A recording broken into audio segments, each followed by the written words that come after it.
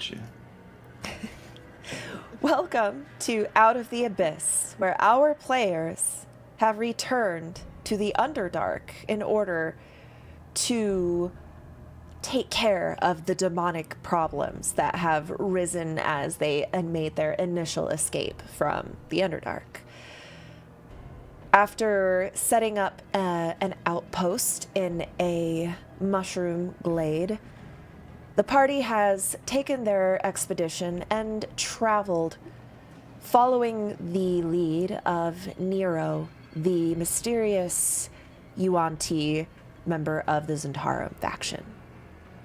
He's been leading you on a path to the secretive trading post called Mantle Dareth, in hopes of getting directions to the legendary library of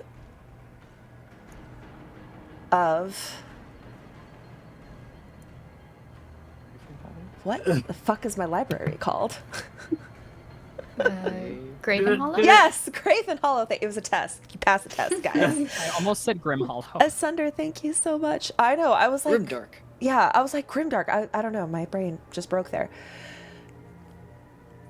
Our party has been leading. Asunder, who are you giving your... let me know who you're giving your inspiration to, please. You should give it to Cora. Wait, did Cora have inspiration from the week before? I think We- from the week before. I reset everything because I like to carry things over if it's in like the same encounter, but if it's different Golden encounters. buzzer. Oh, I is it meant a golden golden buzzer? Was it? Wait, Oh, I think it was, but that's... she gets golden buzzers a She lot, did a so I little was just while wondering. ago. Yes. Yeah, Okay. if She she did was a couple like one of times. those. all right, that's fair. Gimme it. Give it to you. Give it. Give me. Okay. Sorry, I got sidetracked from my own recap. Sorry. Okay, Cora does get it from Asunder for being the cutest character. Thanks. Thank you. Dang. You're gonna need it. Thought I was the cutest character. You were until you left Jamich back at home. True. Goodbye, Asunder. True. All right. So, all of you have been traveling at the front of an expedition made up of a ragtag team of various factions that might not necessarily get along with each other, but have joined your cause and share a common goal. You lead this group deeper into the Underdark. As you leave the more gladed fungus areas, the terrain starts to change and dry up. More rocky, more desolate. And you find yourself after about 10 days of travel, of uneventful, quiet, solemn travel. You start making your way down an underground ravine. The walls go up for maybe about 100 feet before they reach together. And you walk along this path. You notice that the walls to either side of you are pockmarked with tunnels and openings. And the further you go, you start noticing old, decrepit scaffolding and platforms that have fallen into great disrepair, and it seemed abandoned in a time long past. It's eerily quiet, void of signs of life. Nero, you know this place to be a former mining operation that had long since been abandoned and now is like a territory of hook horrors, which are animals that you often see in the Underdark. Do I know the reason why it was abandoned? Was it abandoned because of the hook horrors, or was it abandoned because the mining dried up? Go ahead and make a history check. History. I am proficient in that skill. That is, oh wow, a 23. 23.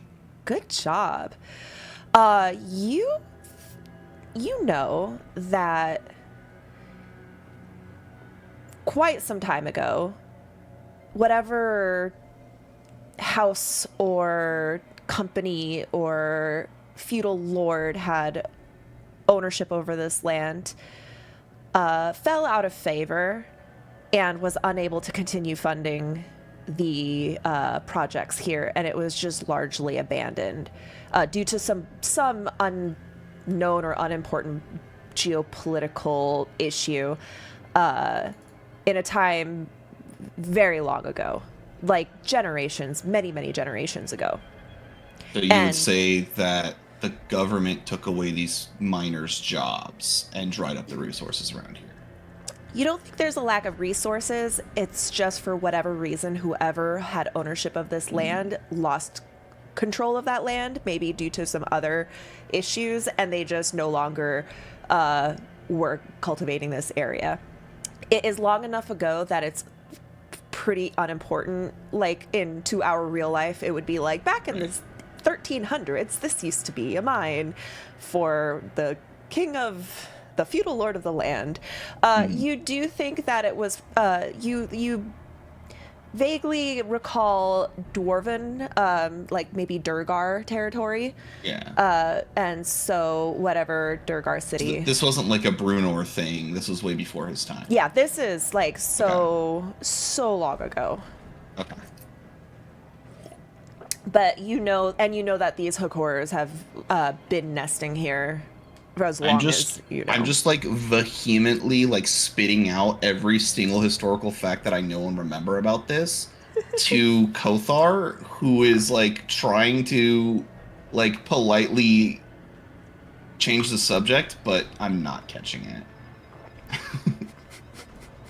Dwaygar, yes, I've heard about Yeah, them. and then it became like a theme park type thing where people like wanted to go here because it was like a scary attraction. Wait, Nero, thing. did you hear something? No, I didn't. And then Kothar, this thing. as you said, do you hear something? As a joke, you all suddenly do hear something. You hear a loud scream of a Hakor. You've heard this before, echoing in the distance. It sounds like a distress scream, echoing through the many little tunnels and caverns. Yaslin actually, will go did you hear to something? Yaslin will go over to Cora and say, "Was that you?" No, but Cora That- think could be Hakor. I did hear sound that. like this. And then she's It gonna did make sound the like sound very quietly. I do agree. It sounded like a Hakor. And then eventually this place was just abandoned and nobody was left to like manage it anymore. Okay. Cora's gonna see Oh, if are she just, can like- track any Hakors. Okay. Didn't. So Describe. Gar's just side-eyeing Nicole, like with a help me look. Just help me. Cora, please describe how you Nicole's would just- like to track. Sure. Also, are Hakors aberrations or fiends? They're technically monstrosities, but they're just Okay. animals. Like, imagine how an owlbear. They're naturally occurring. I'll repost the picture of a Hakor. I think I remember. They kind of look like Scyther a little bit. Yeah. Yeah. They kind of, Okay. yeah, here, I'll just post that back again. They're animals. There was a time long ago when you were escaping that you were going through some Hakor breeding grounds and you were confronted by gnolls or you avoided gnolls, but you know that the gnolls were like hunting the Hakors and you remember that these are animals. They're violent and they're very dangerous. They eat flesh, but they're like tigers, like you don't have like anything against Hakors. And no one, unless you can correct me, but for the most part, people don't really object to the existence of Hakors and consider them like an epidemic. They're just pack animals that live in the Underdark that are pretty dangerous. Okay. So I would like to. I'm just looking for tracks. Okay. I'm looking for tracks of gnolls, and I'm also looking for tracks of Hakors. roll survival as you start kind of squatting down, looking at the sediment, smelling it, checking everything with your 300 feet of dark vision. Yes, and also because of my natural explorer, while tracking other creatures, I also learned their exact number, their size, and how long ago they passed through the area. Sick. So I will. Lucius is roll going to that. say, from my time in the forests, I've heard those types of shrill screams. It means creatures in danger. 16. Everyone shudders. I think actually Tidra would listen to Lucius and just kind of furrow her brow uncomfortably. As she is quite young and hasn't quite experienced a lot yet. Cora, with a 16 and natural explorer, is that for anything that you're tracking? I will link it for you. Thank you. While tracking other creatures. Mm-hmm.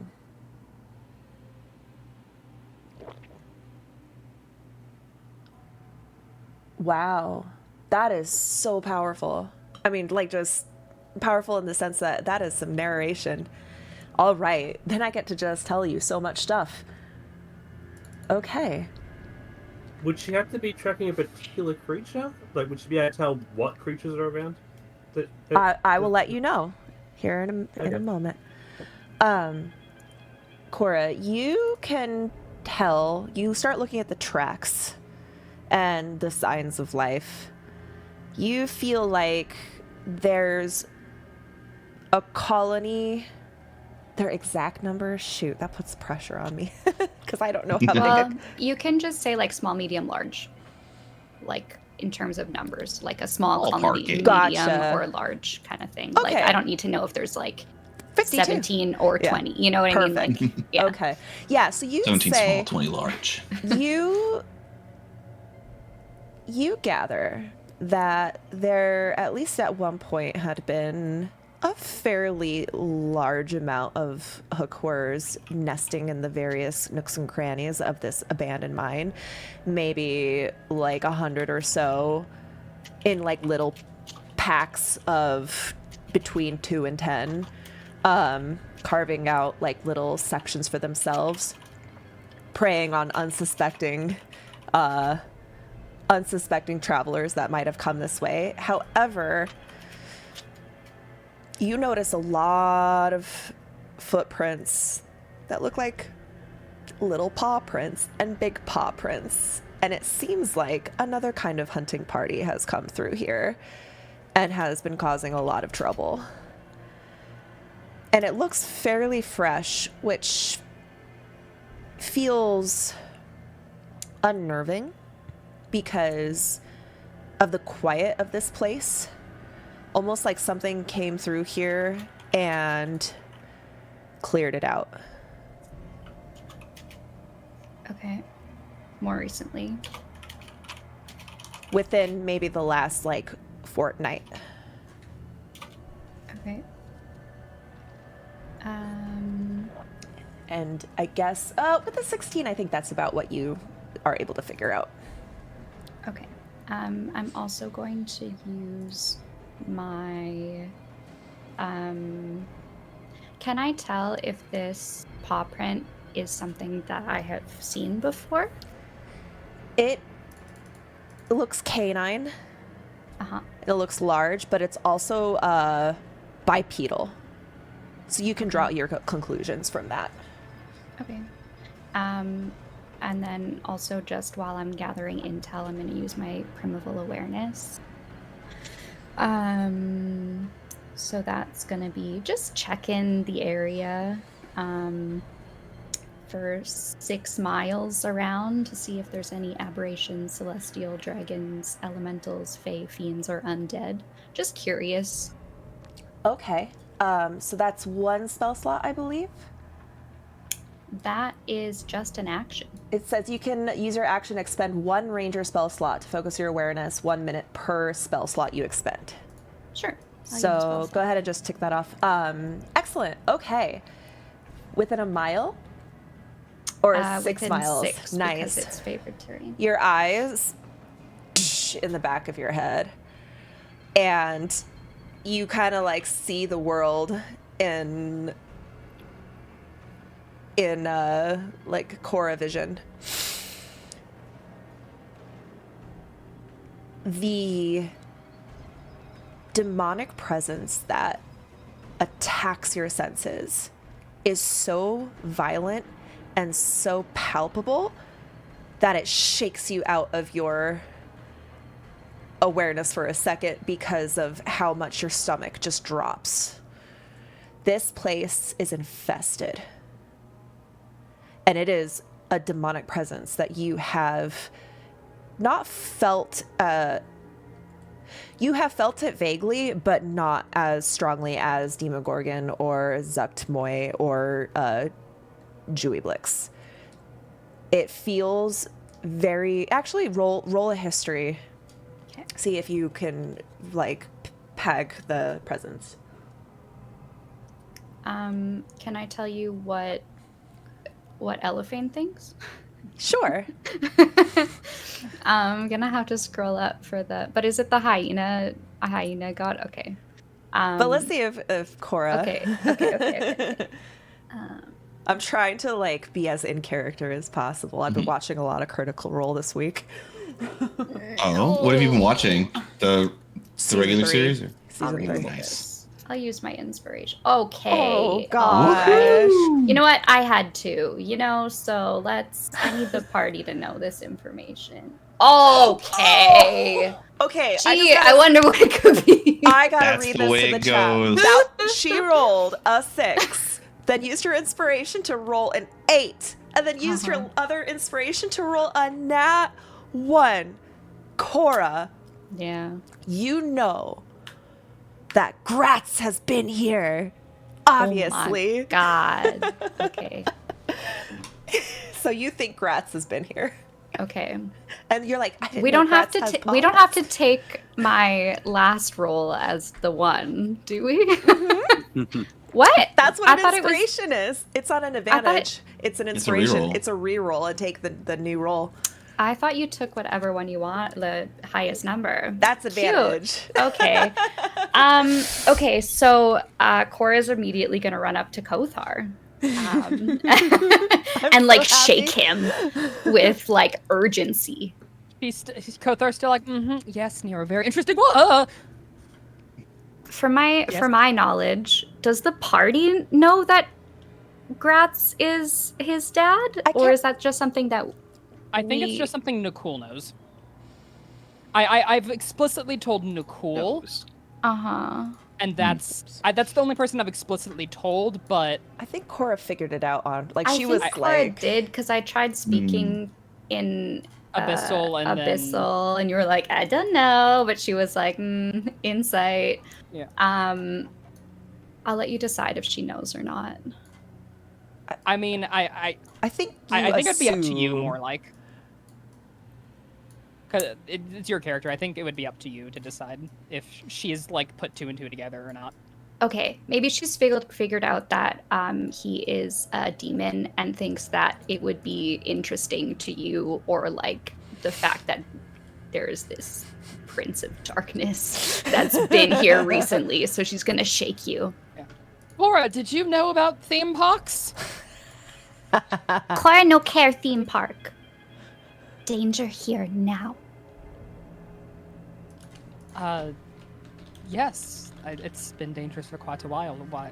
No, Is there here something special? now. Cora see. Cora vision.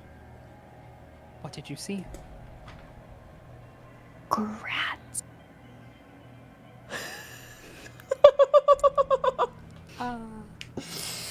So Kothar is like, You do know of Gratz? we've heard of Gratz. him.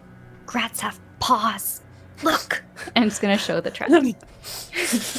Kothar like looks down and he recalls upon the conversation he had with Daddy, and the hint that he got from his own father, and he's trying to play it off as like, you know, like as if he's thinking and not like totally panicking, and he's like, Cora, you do know that Yonagu is the one that has paws, right? He was the hyena one. The hyena god. Yonagu, you know, the gnolls. They had beans. The gnolls. They were the gnolls. Gnolls. It's just pronounced gnolls. The G is silent. Granola bars. Gnolls. Well, okay. I mean, that's what one of the gnomes told me. But anyway, it was Yonagu. That's who I think we're dealing with. I can feel the presence of Yonagu here. It feels vile. Mm-hmm. Kothar have Kothar vision? Like Cora?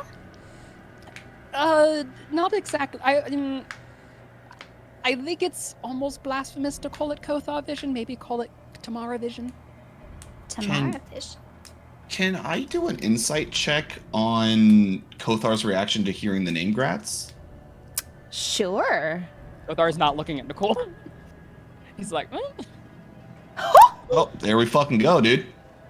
So what you gather is essentially that Kothar was very uncomfortable at Gratz being brought into this. You would have no idea knowing why, Right. but you could tell that Gratz is something that makes him uncomfy. Like, oh, no, it's obviously not Gratz. Why is Gratz making you uncomfy? Why would it not make him uncomfy if it's a demon god? Yeah, I'm not talking about like demon uncomfy. This is like a different level of uncomfy. are you Whatever not made it is. uncomfy by a demon lord? Why are we using the word uncomfy? Are you uncomfy? I'm just saying your reaction wasn't fear. It was Unease? no. It was almost embarrassment. Are you embarrassed about Gratz? Well, I mean, he is the demon god of, you know, pleasure and lust, so it's a little awkward depending on how you look at it. Because cleric. Hey! It's not about that, it's just because the, Tamara. He's looking at Nicole like, I'm not embarrassed about something like that, but also... What is something the matter with Gratz? Is there something more... Wait, I thought we just established Nicole does know. yeah. Yeah, he's Oh, okay. talking. Okay. He's doing a Is there bit. something the matter with it? Just being a Gratz, goofy little yeah. guy. Gratz Or is whatever Gratz. it is. Yes. Well, there's many of the demon princes. I guess he's the least. Cora feel Presence. presence. Cora vision. See demon. Suddenly, all of you hear a wicked cackle from one of the small openings in the wall way above your head, echoing through. It sounds like a hyena. Wildlife, it's in danger. Cora, you kind of go, oh. Yeah. That doesn't sound like a demon. Cora think Kothar right. Yonagu. Demon, hyena laugh. Cora make mistake. No gra. Lucius. Kothar's putting his like hair up in like the pony, like the fighting ponytail, and he's like, as usual, I'm right again. Everyone's ganging up on Kothar. Lucius, as this conversation is happening, you're kind of like assessing the area as rangers do. And somebody who has hunted before, you are starting to get a bad vibe. can just sense as an empath that like the vibes are Yeah, kind the of vibes are off. off. Hmm. Yeah. Can I roll an empath check? The The lower wildlife. your intelligence score, the higher your empath score. It's like a reverse. Does that make Ooh. Nicole's really high then? Yeah, it's really. We got a whole table of So is Lucius. empaths. It just I don't feels feel like any something's vibes. not right. The vibe is not on, broskies. I don't have a good feeling about this. I think What are we you need to guys hurry. talking about? Guys, the ground is perfectly still. There's no vibrations going on. I cast vibe check. Nero, do you have... Actually, Nero, that's completely incorrect. You feel vibrations. Oh, I guess there are vibes around here. And they're Are they bad. good vibrations? Yeah, these are very bad vibes. There are more vibes than I. Wait a minute, you guys expected. are right. Cora's also going to share that through her investigation, that there was quite a few, like a large number of hook whores in this area, but that there seems like there was a paw-printed hunting party that has been by recently. What We need do? to hurry. Yes, what do? So, Nero. do we want to? No, you go ahead. Sorry. Do we want to, like, seek them out so that way we might be safer traveling later, or do we want to try to avoid them? This is Yaslin asking the group. Mm. We cannot Well- leave the wildlife to die. Party come back to fight demon invasion. Cora feel demon here. We also would left make behind a sense. stronghold, and we're planning on rebuilding another. It wouldn't be wise to leave a demon lord running amok in between the two. Would make travels rather difficult. Yes. Cora say Supply runs. fight. I agree. Well, that wasn't what I was expecting. Excellent. So... Alright, so the extra high ponytail then. Yeah, cool. Wow, you guys are badass. Yeah, so can you help me put my hand in a bun, actually? Even if they are like ugly, that. I think we should fight for their well-being. Do you guys know how to... Is there a way to defeat a demon lord? We didn't know there's a demon lord yet. We can track their followers, but I mean, the bird just said there was. Presence. Not the demon necessarily- lord, the presence of a whole ass Oh. lord. More like mis- a I'm What so kind of sorry. grass, Half-ass obviously. lord. Yeah. A I last mis- lord or a whole ass lord? The lord of asses? I misinterpreted the vibe. That's- I'm that's so right. sorry. Scratz is actually here. grass. What's the vibe from the Um, farts? Because we're in a mine, Mm-hmm. Cora would like to offer sort of like a Segojan blessing for everyone. So she's gonna gather everyone around in a little circle around her, and she's gonna kneel down. and All she's of gonna your take- orcs are all gathered. Like, remember, you are in front of like 50 people. Yeah. Are we doing the theater thing where we cross hands and then send like a pulse through Sure, while sure. grabbing hands? That's what's happening. Okay, so centered on me and then 30 feet around me, and I take my holy symbol, which is just a sparkling diamond.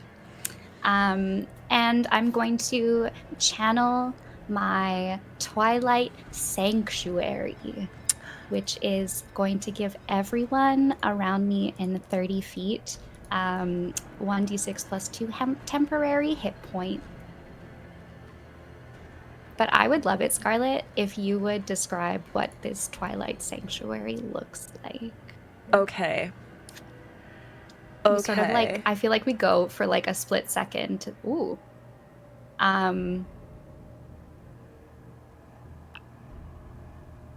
I feel like as everyone like comes Okay, together, it feels like outside of this emanation starts to get real dark. And then inside of the emanation, little like motes of sparkle and light starts to appear, and everybody just starts to like shine and shimmer, and there's like a blinding flash of glitter. And then as it kind of fades away, as everybody looks around at each other, there's a slight like sheen, like almost like everyone's just wearing body glitter. And your temporary hit points, go ahead and add those to your character sheets. All the orcs are like, they're into this ritual. I'm curious about how this works. So you grant temporary hit points. Does everyone roll their own? I noticed you rolled like an 8, but then we're all rolling different things. So like, do we all? I think you roll and they get what you rolled. Oh, None of those. sorry guys. I rolled the lowest. You know what? Fuck it. I'll give you Kothar and Lucius will roll 8. Take 8 temporary hit points. Nice. Tsurugumi. Yeah, you all now look like you put some like body glitter on, like you're all. Cora, you look like you're about to go to like a music festival. You have like full on, you know that glitter hair gel trend that I remember back from like 2017, where like right where your hair parts is just blast glitter. Yeah. You are glitzed out. You are a shining beacon of Segojan hope. We don't have to hide. Looks very pretty.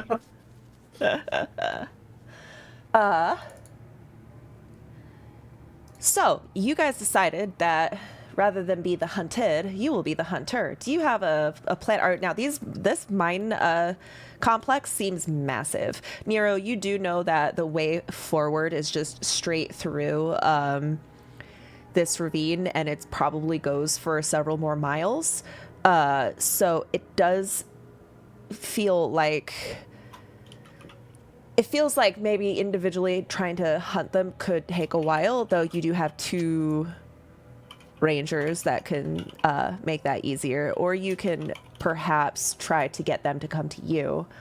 Either way, you need to decide if you're just going to sit around here and wait. Are you going to go start spreading out, or are you going to just go forward and see what happens? Are we in a position to create like a bit of a Both the not like magician a played stronghold, this but card. like an ambush kind of Sneaky. situation? Like what's kind of around us? So the path that you're on is, I would say, like 10 could stand abreast, and then sheer rocks going up with scaffoldings everywhere. There's some mine carts weaving in and out of, or mine cart tracks weaving in and out of different holes leading into the mining system. These are just like different places that have been mined. The walls are slightly tiered in some places that have platforms like you would expect old abandoned mine to look like. So you're not in any of the smaller tunnels where the actual mining is happening. You're more on like what would be the outside. Like if you were on the surface, you would this would be the part that was like out in the open air. It's kind of like there's lots of tracks. They're broken and shit, but the tracks seem to be leading in one direction, come in splintering in and out. It also seems like out here, again, this is more like a road. Any of the hook horrors that were living here probably nested more inside of these tunnels leading in and out. So you don't have any idea how deep those tunnels go, though, and how much of a maze they may or may not be. I think maybe we should set up a trap if we can. Because we got the perfect bait. We could just, like, Cora could use their call to lure the enemies out.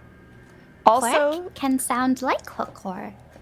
ooh, you also have an entire group with you. Like, your entire expedition are sitting there like, what are we doing? Okay, I have an idea. Lucius, I got that. I think we should have archers on the top of the ravine. And I think we should have melee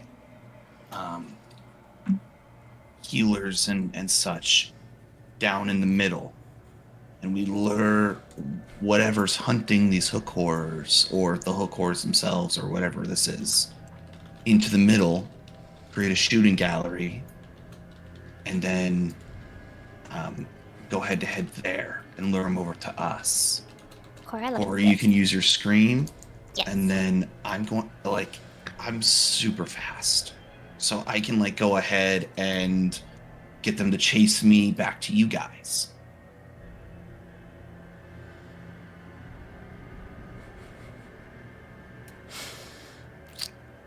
Do we want to have, like, do we want to, like, set up this thing somewhere else so the other people here are safe, or do we want to?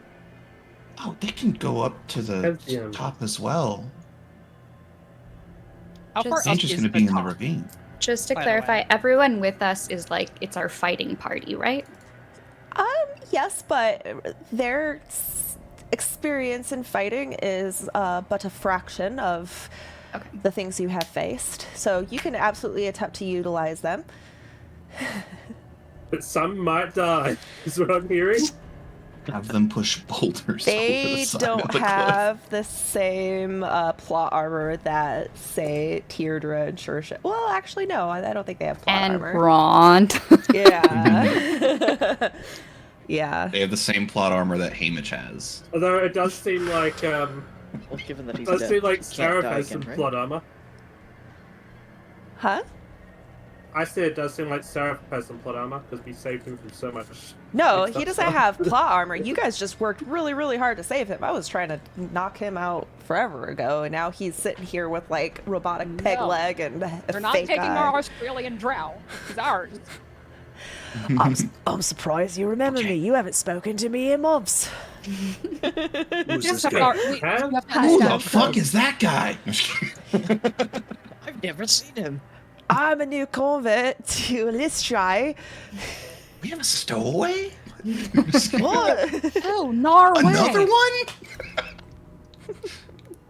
So who's going up the ravine, and how tall is the ravine again? The ravine goes up about 100 feet and has like various tunnels. Like, I don't know how many stories 100 feet ends up being, but it goes. There's multiple stories, So you could- platforms, ledges. We could put our rangers up in one of those holes. Like one Yeah. of those caves, right? If you wanted to, yeah. I don't trust what you just trust your voice right now. I don't know if I want to anymore. No. Go ahead. Absolutely, you This should do that. seems suspicious. Now I don't want to do it. There's a great vantage point somewhere. Where? Well, In the middle there's- of the enemies? Got it. there's holes. There's like cave openings on the sides of these cliffs. They used to, Caves could when there was an amusement still park, they used to have- pop out animatronics, but they've since been removed. Caves could still have hook claws in. Would still have nest. Don't know if I was- all gone. I was thinking the same thing. It could be a bit dangerous to do that.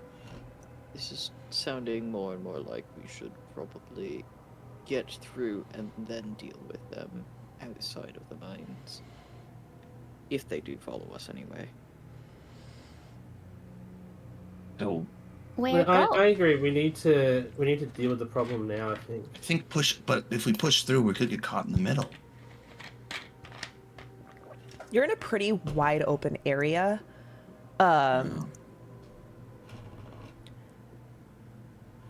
Do we I think know we if should- Okay, wait. What if we funnel them? What if we are on the edge of like the beginning of the ravine on from our side, and I have them chase me all the way back to that point? Is there That's like a fine. pit or something? Like if we're looking down. It's a flat ground Uh-huh. forward. Though, Cora, you have 300 feet of freaking dark vision. You kind Yeah, of squint tell me. ahead, and you actually do see about right at the edge of your vision a bit of a cliff cutting across with a bunch of stuff you can't quite make out. It's so far away, but it almost looks like a central hub of machinery and stuff. Maybe like a place where most of the carts kind of like all converge to, and you do see kind of like a ravine there. And Nero, you know that this road does have like a bridge, like a makeshift bridge up ahead from where you are. Could chase off cliff? I could do that. I don't really take much damage from falling. Don't know how deep cliff. I think we should go investigate the cliff and see how steep it is first. I walk over to the cliff. I would go also. Okay, And so I would be on high alert. So you're all making your way to this up ahead. As you approach, you see it's about 120 feet across, and while you, Cora, can't quite see the bottom, you do see pieces of rubble and debris poking upwards, so you know it's deeper than 300 feet. Nero, you are a little disappointed because normally there is a kind of makeshift walkway that leads right across, and it seems it's normally like a rotating platform that creates a bridge Yeah, across, it's really cool. and someone left it In on the middle. on the other God side. damn it. Yeah, and so whoever They didn't reset it for the next person? they didn't reset it, and you are like, this This happens. makes Nero unreasonably upset. Like the lack of manners is what's making him more upset than the actual bridge. I'm As glad you didn't make Jamich. you, Nero, you do know that some of these tunnels kind of weave in and out, and you figure like, hey, these cart tracks that we've been following do kind of duck into some caves and potentially duck back out on the other side. You've never had to go through that way because you always reset the bridge. Yeah. It's just common courtesy. As you're all sitting there fuming, Tidra is going to come to you all. I've been taking some one second. readings. Oh, sorry. Okay. Go ahead. Oh, I didn't mean to interrupt, but I thought you all No, should you're good. know. You're good. You did nothing wrong. You didn't do anything wrong. Okay, Problem is that somebody didn't do the right nothing. I see. I just thought I should warn you. I've been taking some readings and comparing this area with some of the samples I've received from Cora's blanket. This place is infused with, well, it's like Fercerus is here, but I just don't see any, like a dark Fercerus. I can't see it, but my instruments and calculations must be clear.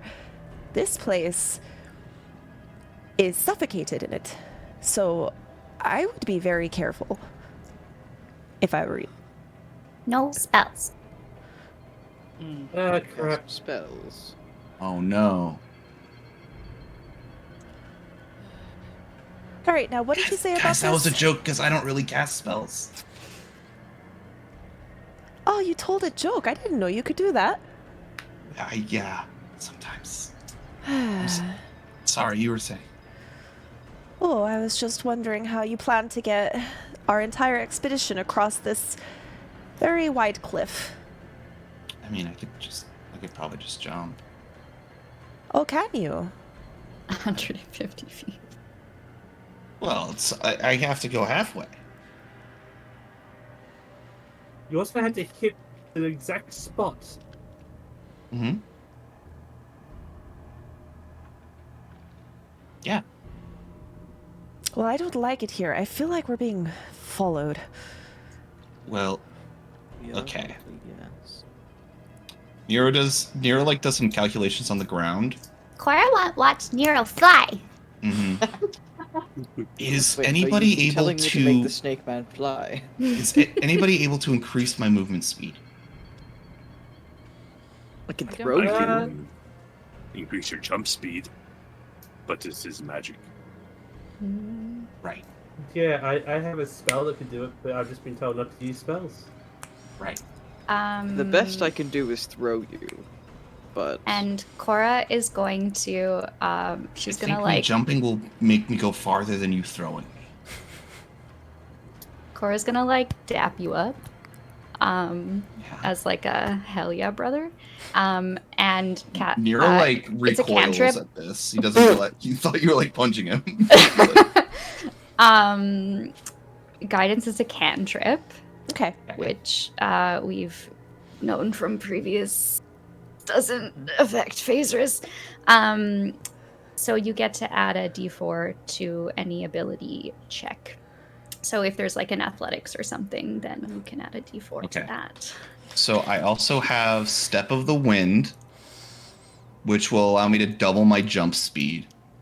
I have 45 feet of movement speed, which I'm assuming my jump length is like half of that or something. No, there's a rule about it. There's like some rule, yeah. Jump. And then I can use like a grappling hook and rope to get to the other side. Can you use a grappling hook rope?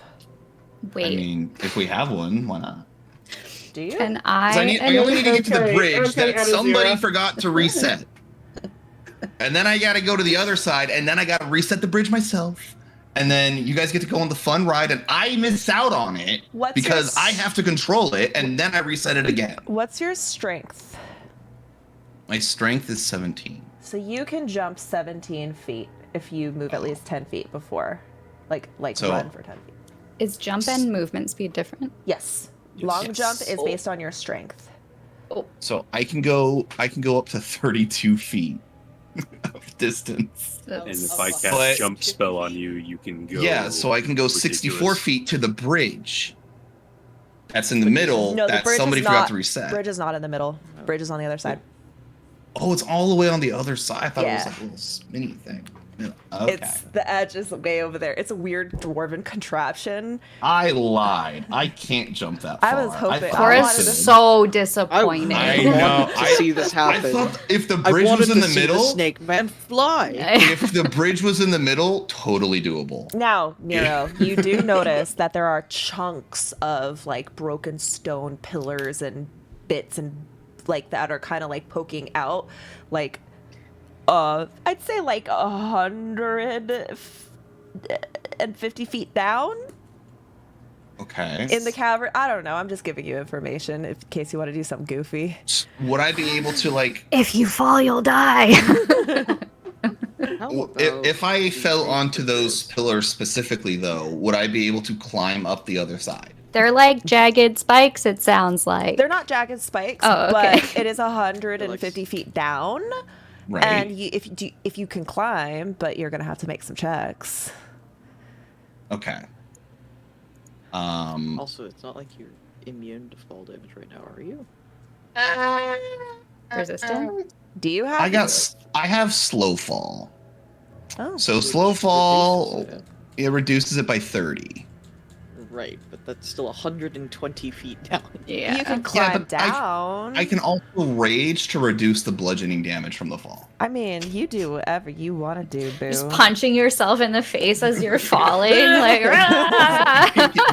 Fucking take it. Put You're Nicole gonna in fall. Cora's bow You're gonna and like it. shoot him And- across. Yeah, that'll Yeah. be perfect. It'll be fine. Listen, we I- cast nothing Reduce wrong. on Nero, and then Nicole shoots him. We can plan Why this did out. why do I shoot I him swear across- this will work I mean, if we cast Cora. haste on me. I will be able to do this. I If you just give us need. long enough. We'll actually try and come up with a plan to go all the way across. I just- Unless I we're just- being Do we want to random. risk casting haste on me or not? Is the question that we have. I here. mean, I do because have. if you cast haste on me, I will attempt this stunt. I do have Ruby. He can fly. Just putting that out there. The entire time it's like, oh yeah. I have a flying Drake, by the way. Everyone roll perception really fast. Oh my god. Yeah. We can't be surprised, by the way, because I have the alert feat, just FYI. That means in a surprise round, you won't have, if you're doing combat, you will be stunned by surprise. What is this? What is this perception? Okay. All right, let me roll. We're guys. just arguing about throwing Lumi's the like snake doing man across. circles over the Look, it's fine. I mean, it's a little bit sad that we don't have an dimension door Yaslin and Kothar, your eyes suddenly catch to your companions, the party, the expedition, and you notice that they're kind of starting to get like nervously shift from like one foot to the other, kind of looking around. They're looking uneasy and like kind of like. Are they like all looking at like a specific place simultaneously? They're kind of like looking all around, and yeah, they're looking fairly uneasy right now. And not even in like a normal, like you expect people to be uneasy, but there seems to feel it feels like slightly elevated, almost magically so. You know, I hate to interrupt this wonderful, this wonderful planning, but I have an otherworldly presence that something bad's about to happen if we don't make a decision right now. So what's our plan? Can Lumi control the contraption across the way? I mean, he can fly into it. Isn't that right, Lumi? Does That Lumi gonna- have thumbs? Is that gonna break the contraption? I don't know. Because it's like a whole mechanical thing. You have to like twist, and then there's a bop it, and then there's a pull it. We could try Is your way. there- We need to make a hurry decision, though. Didn't you say you could ride on Lumi as well? I can, but he won't be able to fly. I can only ride him as a mount that walks until I have more experience. I think we should. I think we Cora's should just gonna go. hide just in case. This isn't going to work. This is too risky. Let's just go the normal way. That It's the normal way. Yes. Not Snake man. jumping. No, not jumping, but the bridge. That's There is a way in the wall right there. Let's just go there. Let's go there right now. Let's go. I'm We walking. don't know where that goes. We'll figure it out. I wasn't trying to. I hear the click-clacking of something in my mind, and I don't like that. Let's Nero- go. But for the record, Buff is fine going this way. As- Nero is so upset that he has to go this way. Like, it's a moral stance that he's taking. Tidra, so against wait, are you guys this. deciding to go and follow the tracks to go fix the bridge? Okay. Yeah. Tidra is going to kind of like, do you want us to stay here, or do you want us to follow you into those spooky, claustrophobic mines? I think we should probably have them stay here. It's probably safer here. And they can cross the bridge. Set up a defensible position. I'll get right on that. Everybody, we get your weapons out. Don't panic. We're just being precautious and preemptive, and Father and friends are just going to go fix the bridge. All right, everybody. They're all kind of grumbling. You see a few of them looking at each other like, what the fuck does this mean? What the fuck? What do you think? What? And you can tell that they're getting very like acting almost like prey animals do when they know that something's wrong, but they don't know. You know, like they know, but they don't know. If there is trouble, don't send magic to communicate. Send a scout to us. All right, We I will can rush back. I can do that. And she kind of like grabs one of the Emerald Enclave scouts by the scarf, and she's like, "See them? If anything happens, I'm going to send you to get them." And she's like, "I don't get your paws off me." Oh, wait, unless somebody can cast a message. Message doesn't go that far, does it? Message is just a cantrip, I think. It's. Yeah, it's a cantrip. I think. But- Let me see. It can go. Is it within? I think it's 100 sight? feet. 100 feet. Message. Yeah, but 120. I don't know. I've never really used it before. I don't really use that. 120. It's 120 feet, and you can cast the spell through solid objects if you're familiar with the target. Yo, All right. just yeet it over the canyon. Yeah, Yeah, it you can basically go like through point solid at the walls. general direction and All like, right. I want Just this guy. stay. If anything happens and you're in range, I'll send a message. Yes. I can also send a message. They hear in their mind as I send a message. Oh, hello, Kothar. You hear in your mind back. Oh, well, this is fun. This is fun. Yes. Oh my goodness. I can tell We you can tell so many all secrets. of Dad's secrets. I feel like just we both kidding. just stop and turn towards Nicole with like mischievous looks on our face. Nicole's just Nicole is probably busy looking. directing people Yeah. to like set up stuff. Kothar, I'm gonna ask This you so many Tadra's not personal doing it. questions. So, Oh, you know, the I easiest thought way to get that, to push his buttons is. I think you've spent more time with him than I have of late, so I think you'd have some insight on that. But definitely, we can plan something. I think we should. That would be fun. Nero Oh wait, we gotta get is- working. Sorry, Father. She speaks. She and Kothar were just like awkwardly We're staring like pointing at each other. like we're pointing in magic. All right. Anyways, everyone, let's make a perimeter. Let's back up against this wall. Not too close to any exits. We don't know what's coming out there. All right. You all decide to descend into the mine. It is fairly dark, though as you make your way through these more claustrophobic tunnels following the train track or the cart track, it's all broken in parts, pieces flying off. You turn a few corners. It's very windy. More paths go kind of this way and that way. Please, who is leading? Nero would be leading because he wants to get to the wheel that Yes. turns the bridge as quickly as possible. Please make a survival or a history. Cora would also be up there. Okay. You are trying to make some choices on. Survival or history? I'll go history. I would guidance Nero. Boom. Oh yeah, he Uh, also has guidance from me as well. So how much is Add a that? D4. A D4. 1d4. Plus 4. 1d4 or 2? Yeah, Do I get double one- guidance or does No, it just stack? one. Doesn't Okay. stack. Just one. Yeah, I didn't realize she might have been able to get over to the bridge. Hey, I got a It's 20. too late now. How? Dimension. Tie a rope to the dragon Oh, and then cast levitate. levitate on herself. That's Oh, right. well. If that drow has Oh. levitate, naturally. Very cool. How do you know that my dark Fair's Res isn't different than normal Fair's Res? We don't. What's the worst that can happen?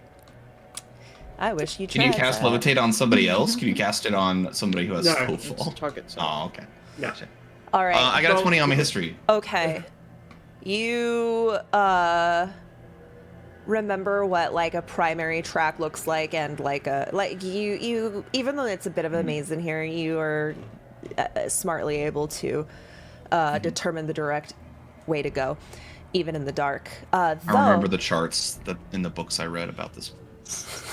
yeah, the like get that in the a book. theme park pamphlet that has like Yeah. you unfold it and it's like a cartoony version of the map. This is Minecart World, the West Wing. So the light starts to kind of a red glow starts to occupy the space, and you notice that red spooky crystals kind of jut out of the rough hewn walls, creating this eerie red vibe. And This is Marty the Miner's place. your footsteps go from hitting dusty gravel to a soft, squelchy noise. And you are all suddenly hit in the face with a whiff of decay, rotten eggs, and blood.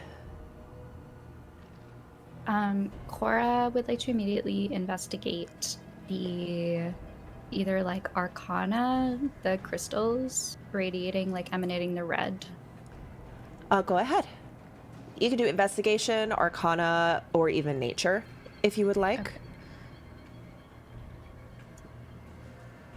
And add a, oh, you don't even have to add anything. I was gonna give you a little bonus for being Segojan's cleric.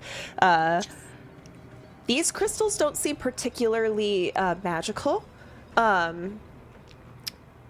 They just seem to be kind of your run-of-the-mill bioluminescent crystal formation that you will often see in the Underdark. It's just everything is red in nature, and it kind of bathes the area in a dim red light. Very haunted housey. What I am curious about is if this is more creating like an atmosphere and a vibe, or if this could be related to. Cora's curious about the Ferris. Okay. So she wants to know if this is like, does there seem to be certain schools of magic that might, you know what I mean? So, as you're looking at these crystals, you actually realize that, and you are pretty familiar with the presence of Ferris. You realize that as you have left that main channel, that main large corridor into these smaller mines, that around these crystals, the presence of Ferris has kind of vanished. And you don't know if these crystals are negating it or if it's just this Ferris hasn't leaked into this deep. But it seems like the presence of Ferris has abated. Cora is going to try to attune to this crystal. What does that mean? She is going to, like, I don't know, she wants to touch it and, like, hold it and think Segovian thoughts. Because she's remembering that last time we dealt with Ferris, there were these, like, little pockets or channels or kind of, like, ritual things on the ground or whatever that, like, almost gave us Ferris immunity when casting spells. Okay, put your hand on the crystal and roll Arcana.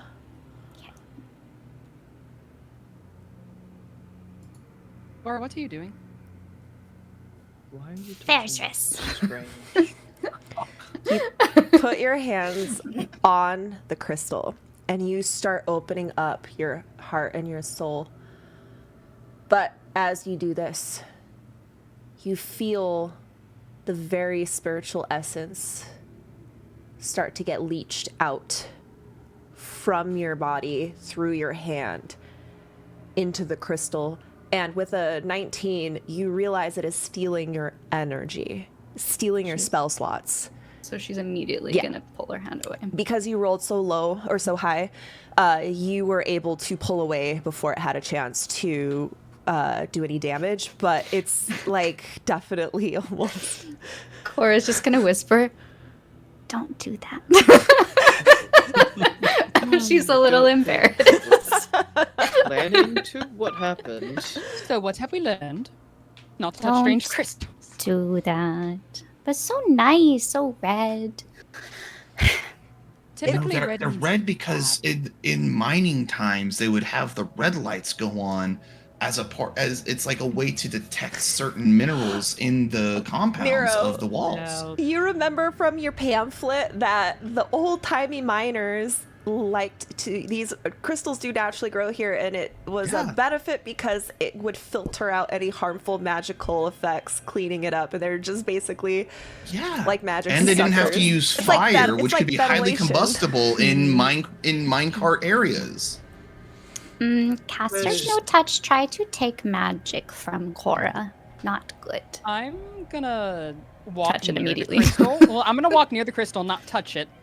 And I'm just gonna like cast a cantrip near it. Like I guess I'll cast like light on my mace near it. Does it like do anything to the cantrip? Does it suck up the cantrip? You notice just a very light flicker of light warping slightly towards it, but it's not strong enough to take your spell away. Okay. Cora, you feel like the reason that it was trying to steal from you because you were trying to attune to it. You were like you know? Give me it. Yeah. Kothar like kind of looks at Yaslin and says, "I think we can cast if we stand near these." Cora think all around crystal make good for cast. Suck up Ferris here. Kothar knows we're gonna need it. Well, that's good because I don't want another 10 toes on each foot. Would you have 20 toes on each foot or 15 toes on each foot? Well, let's If it count was 10 one, toes on each, 3.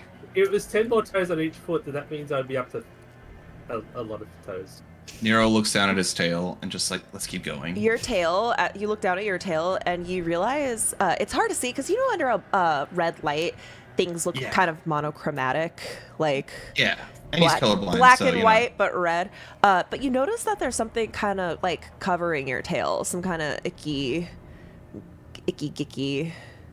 stuff. Like, is it from is the it ground? bad? Is it a bad touch feel or is it like a smooth touch It's feel? like a wet, chunky. Ew. No, can't do it. Can't do it. Nero, Nero tries to like get ahead of whatever this gook is, and like The more further you go, the deeper the investigates gook gets. I don't like this place anymore.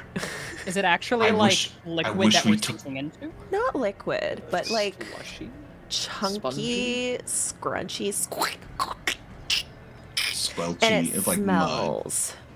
Is it? It's blood. almost as if somebody reset the bridge, we wouldn't have Who this wants- problem. Cora, are you looking? I will. Yeah, I will look. and Gothar's investigate. like Cora, awkwardly patting you Nero. reach It's down okay. and you are you gonna You pick agree. anything up? Are you gonna? Yeah, I'm gonna. You hold up. It's like at first, it's like, what is this?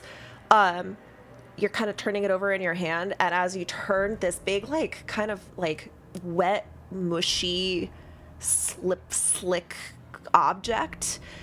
You turn it, and you notice there's a bone sticking out. You're holding a. You're like, it looks like a hook horror scythe that has been ripped from its host, his owner, and you realize that the place is just very decorated in gore and remains.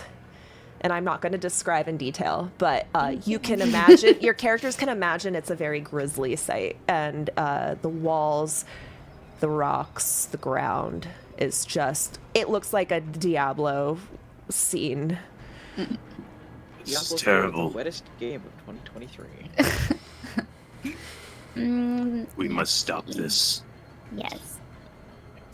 We should I don't- reset the bridge. We should Yes. go. Let's not linger. Let's go. Boop, boop, squilt. You just hear instead of like footsteps, you just hear from Nero. Constant sludge. Gabriel says, bear pelts everywhere. It was a grisly scene. Oh Let us gosh. Oh. bump.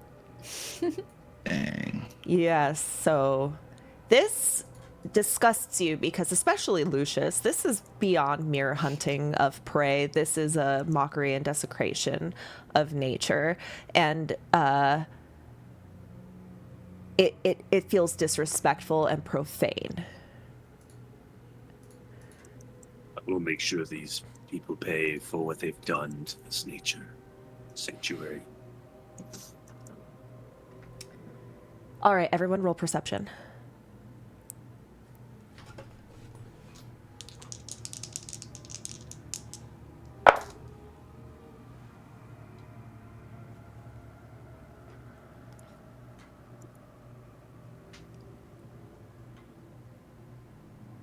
All right. Okay, everything seems fine. You keep going through. I got a 21. I am treating this as a group check Okay. for reasons. Okay. Cora, you're still super disgusted, but yeah, you're yeah, this is a group check. Everyone else is distracted by, or maybe it was nothing, you know. You continue to follow the tracks, avoiding meat chunks.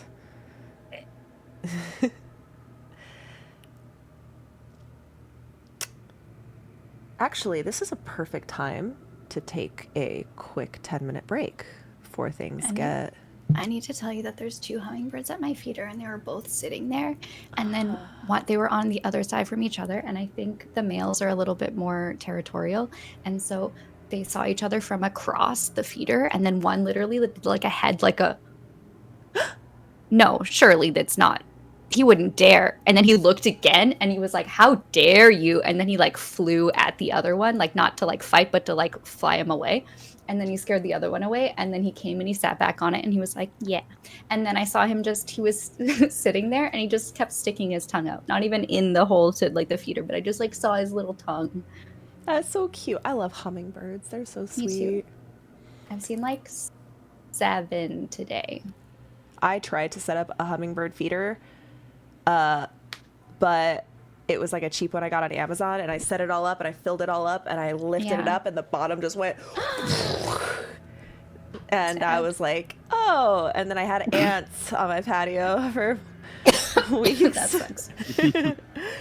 All right, let's take a 10-minute break, everybody. Go refresh your water, your snacks. I'll be right back, chat.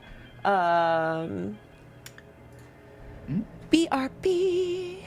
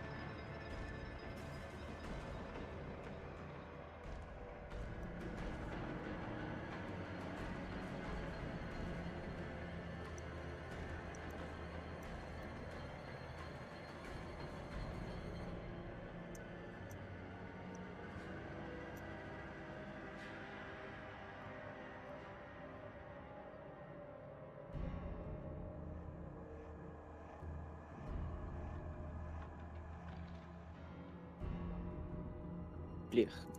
Hi, chat. Oh, Anna Poof. Hello.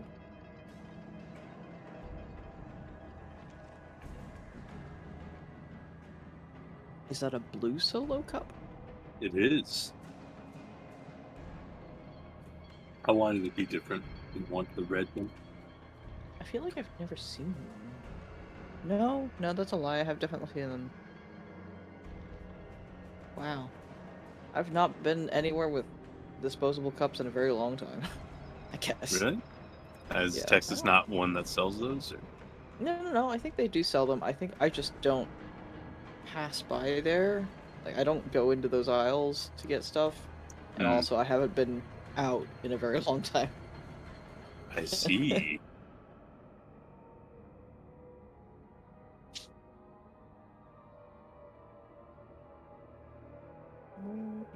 Yeah, I just had to survive Prime Day myself. So I work for a facet of Amazon that deals with the returns of products. I see. Daisy. It's Daisy. Daisy. Hi, Daisy. Hey, How does Boopy. Daisy react to other dog smells on you? She likes him. She thinks it's She's weird, like, but "What's she's going on?" like, it's kind of normal to her now. Hmm. But before it would just be like she would sniff around and she'd like look up at me. She's like, I know where you've been, type of thing. And then she'd just like be chill with it. Nice. But yeah, now she kind of realizes that it's a normal thing for me to come home smelling like other dogs. Mm. And then sometimes she comes along with me on places where we go see other dogs. So it's just like, oh, you're just like, and she just was like, oh, you're just constantly going over to other dogs. It's like a normalized thing for her. It's like, oh, it's just what you do, I guess. I have to accept it, gosh. Okay. Yeah, I don't think it's like I have to accept it. It's more just like, oh, okay, like that's your thing. Okay. Yeah. Like she's more excited to see me than she is upset about dog smells. I will say that. She doesn't throw a tantrum every time. She's very vocal when I come home after like if I've been pet sitting and I haven't been able to make it home and then I finally arrive, she's very vocal about like missing me. Mm. So she'll be dramatic about me coming home. Like she'll it won't be barking, but it's more like like stuff like that. Yes. Bella does that too. Okay. Whoa, Yeah. whoa, whoa. Yeah, it's more like, I just how do it back dare for you her. leave me for so long? I missed you. It's like, I was gone for 2 hours, dude. Chill You out. were gone But for in dog forever. years, how long is Yeah. that? Well, the fun fact about dogs is that they don't have very good time perception. It's very lackluster. So it's like that's why training them. That's why if they do something wrong and you put them on timeout, like it doesn't make any sense to them because they don't have good time perception to understand like this is why I'm being punished. After like 5 seconds, they'll forget what they did wrong. I'm But just it being also punished for affects. no reason. Yeah, they're just like, okay, now I'm just like not allowed to do stuff. I don't understand why. That was a weird noise. But time perception also works in like say you go to grab groceries for an hour, and you leave, and then you come back, and the dog's like, oh hey, I'm excited to see you, and you're back. And then let's say you leave for a week in vacation, and then you come back. If you didn't make a big deal about like missing your dog or greeting your dog coming back, if you just pretended like you were walking in like it was an hour-long trip away from the grocery store, your dog would probably react a similar way as if you left for an hour than if you left for a week. That's why they say, like, when it comes to training your dog, like, Bella had a lot of separation anxiety when we first got her. And training her up to, as soon as they're, like, okay with an hour, then it's like, if they're okay with an hour, they're okay to be alone for, like, 5 hours, 6 hours. Like, it feels the Yes. same to them. So Yes. it's those, like, it's getting up to that hour threshold that was, like, we did slowly over time, like, over a few days. And then as soon as she was fine being alone for an hour, we were like, okay, we're going to try, like, 3 hours. And then she was fine. So we were like, okay, we're going to try, like, a full day. And she was fine. Yeah, exactly. That's cool. Mm-hmm. It's a good way to use their lack of time understanding to our advantage. Mm-hmm. It works the same when you're like trying to get them to sit still for longer periods of time. Like if you tell your dog to stay and then you wait 5 seconds, you probably can go on for 10 seconds, and you probably could go on for 15, and then you just keep building it up until eventually it's just like, oh, stay just means I don't move. Mm-hmm. I'm like, Yeah. cool. Yeah. Because sometimes we're waiting for like another command. Dog facts. Doing well here. Loving the show as always. Buff love in the show. Butt said Buttvin the show as always. Thanks, Buttspot. Appreciate it.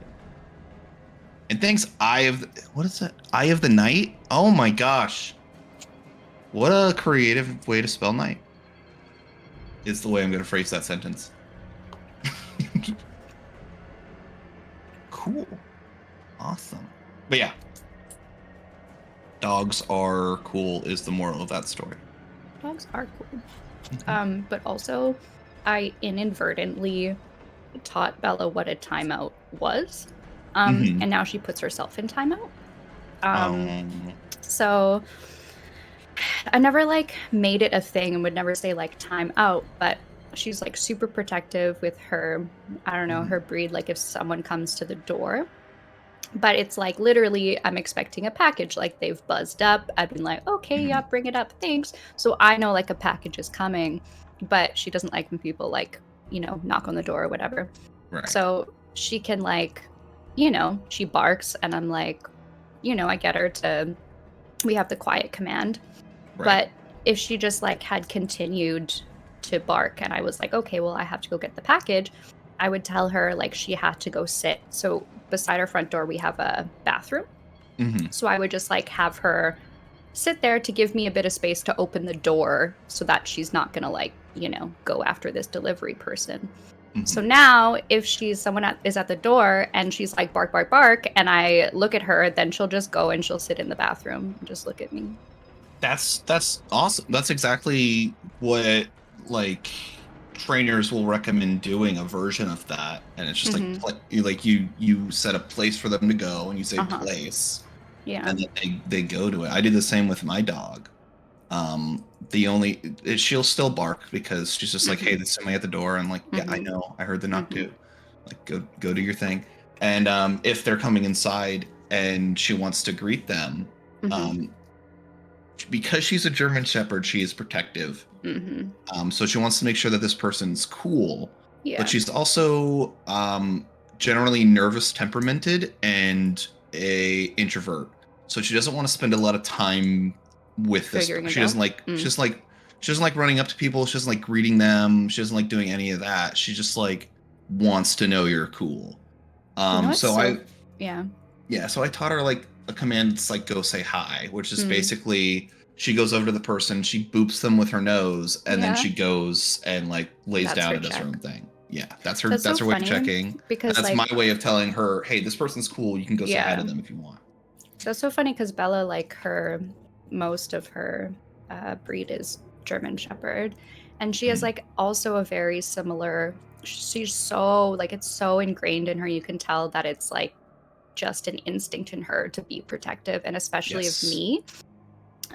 So if we are like, you know, walking in the neighborhood or whatever, and there's a person who like gets kind of close to me, then she's like, grr, bark, bark, bark. Unless I'm like, if I change my, like if I've said nothing, she'll do this. But if I'm like, oh, who's that? Then she's like, well, who is that? And then she stops barking and then she'll go.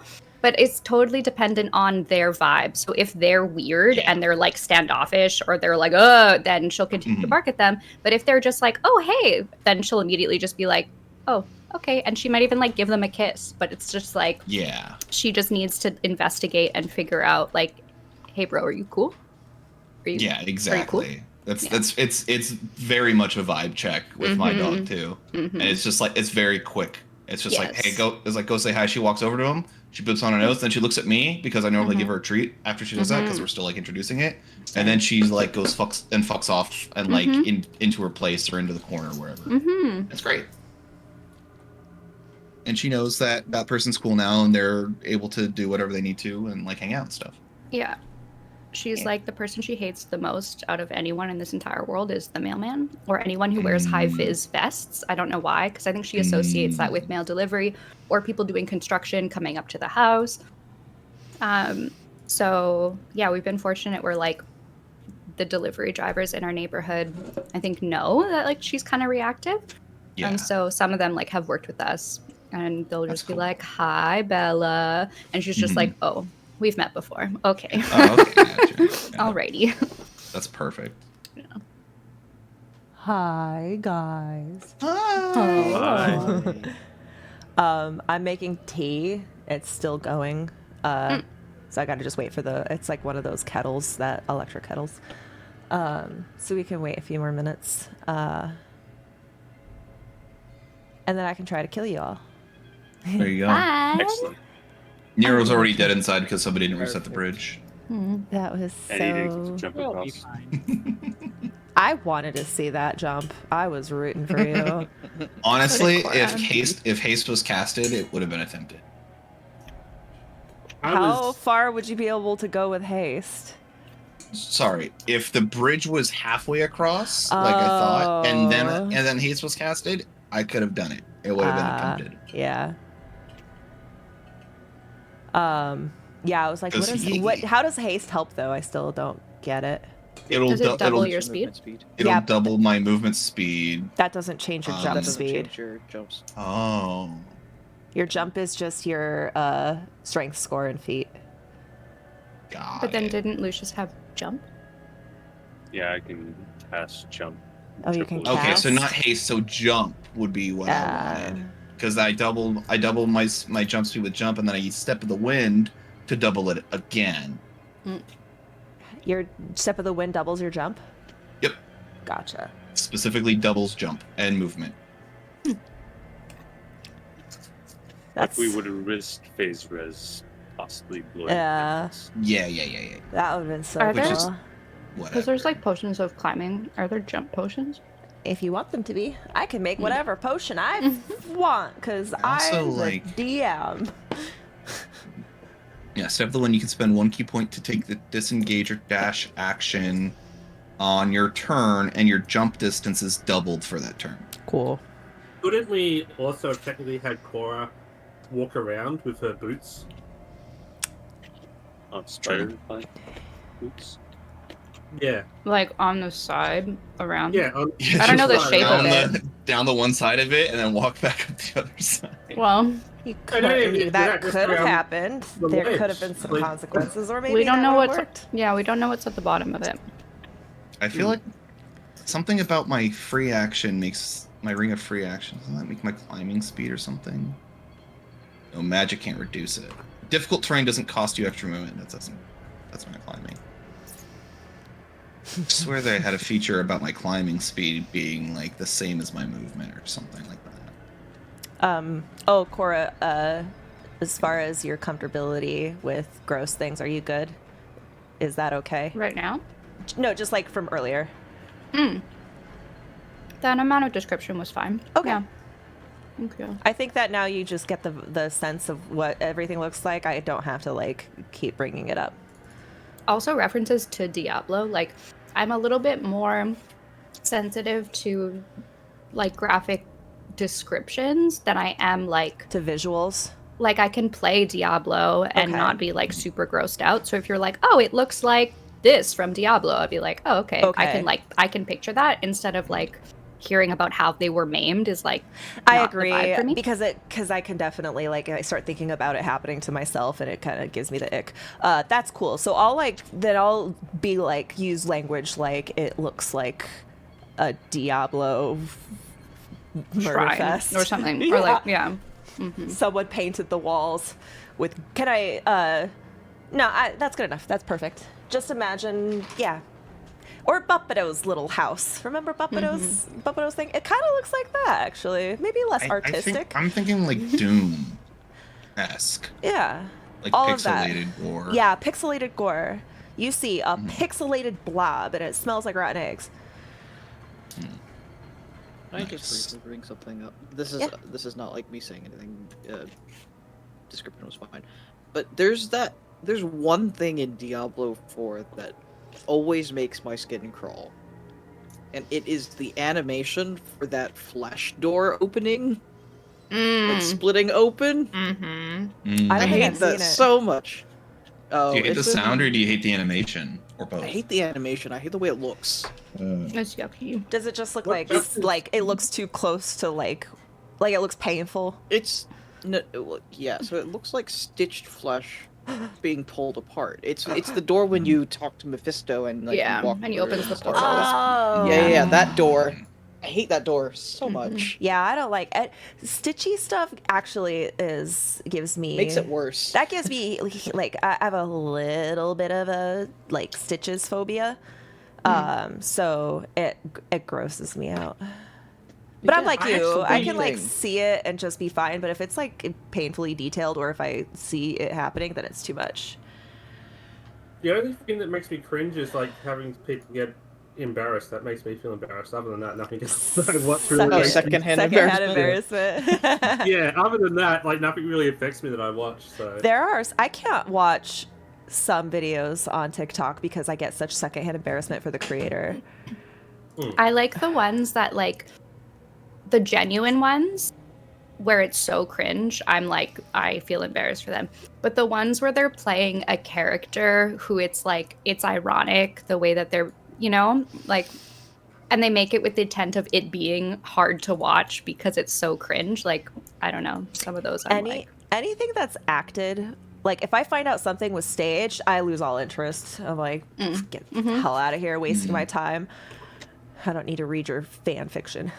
I have the same reaction when it comes to like cringe comedy on like television. Like for example, The Office. I used to be able to watch that show all the time, like binge watch it. I love Now that show. I can't sit through certain scenes because like the cringe is so real and it like creates a visceral reaction in me where I'm like, I literally can't sit and watch this anymore.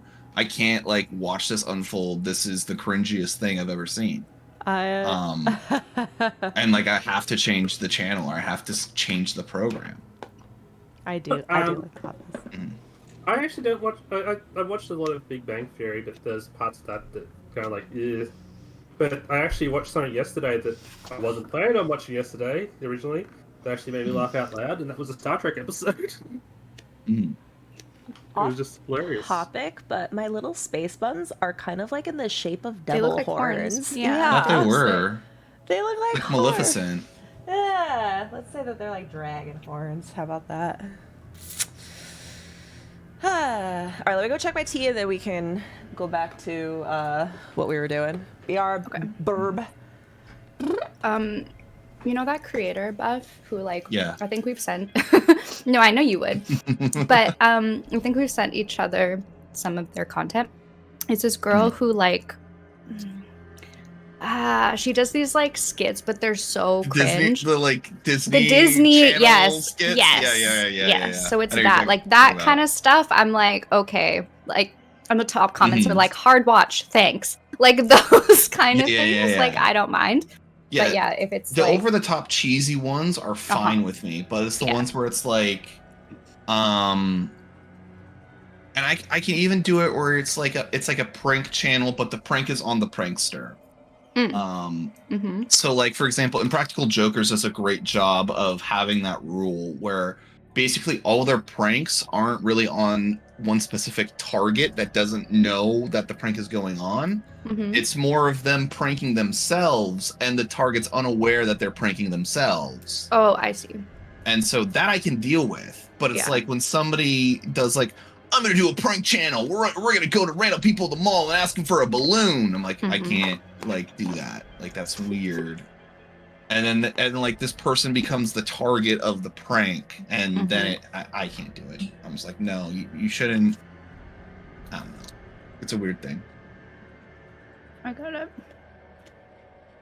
Also a very specific weird thing that I can't watch in cinema without like wanting to change it is like in comedy / dramas, like cop dramas, like 21 Jump Street does this, and I think Ace Ventura does this a couple times as well, where like they set up the situation and then the like somebody figures out a way to get out of the situation and they're almost out of the situation. And then like the comedy person ruins it, and like they the illusion that they were gonna get out of this is like smashed for the villain, and like the villain figures out that they were doing something because like the main character said something like that they shouldn't have said, and like to me it just doesn't follow. so like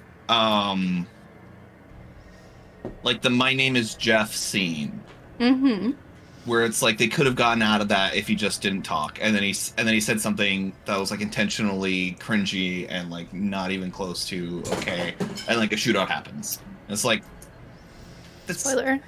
yeah. Spoiler. Alright. I was like, I can't I can't sit through that. It's weird. It's a weird Really? nichey thing. Okay. Yeah.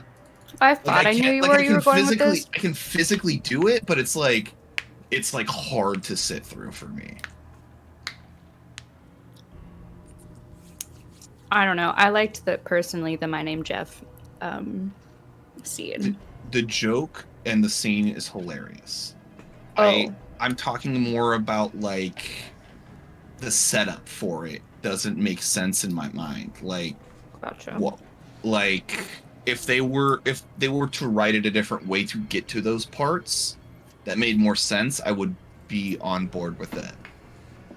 But because it's like so nonsensical, I can't follow it, and then I'm just the illusion of the show is ruined. The immersion is ruined for me. Immersion. Are you guys? Immersion. Are you guys ready to be put in a sticky situation?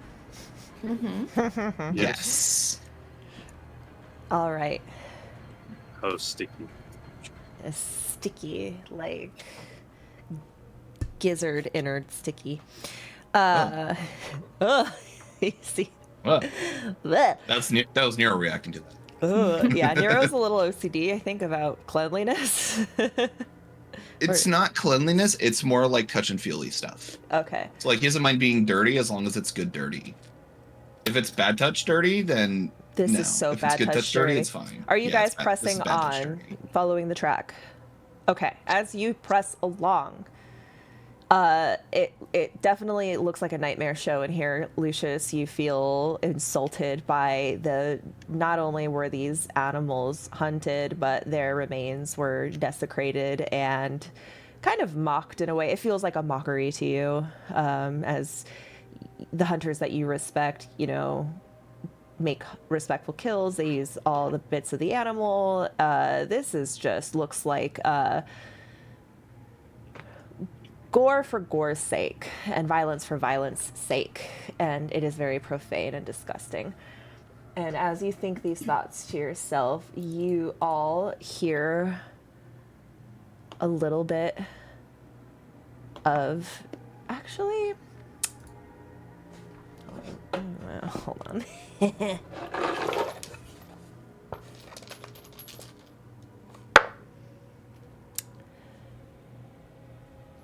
Cora, make a perception check real quick.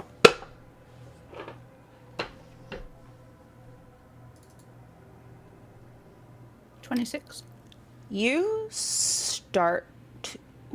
walking forward, and your foot, you stop for a second as your foot starts to touch a wire that has been strung across low on the ground, and you sense it before pulling your foot back. Stop! Does everyone stop? Like, you guys tell me. Yaslin stops. Yeah, I would stop. Cora's gonna investigate this wire. You look at the wire. It is stretched all the way across the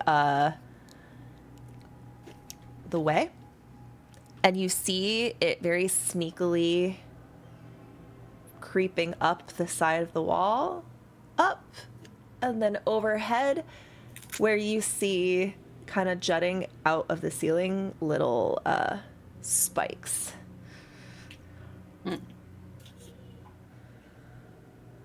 Chilling.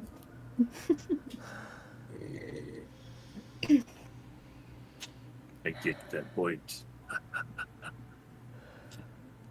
Okay. Cora wants to get everyone on her side of the wire, so no one crosses the wire. Make sure everybody make a Or wait, if no one has moved yet. Okay. Give me the... I think I was about second, probably after Nero. So did Nero go through?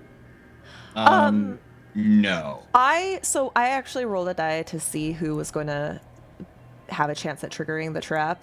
Okay. So that was what it was based on. So no, you noticed I it was maybe the before. first. Okay. Yeah. Mhm. Okay. I'm gonna cast silence over the trap, and then I'm going to cut it. Okay. Make a sleight of hand. I'm assuming the rest of us are backing up, or If Kothar is definitely backing up. it's like, Cora, what to you? And then silent. Let's give her some spade.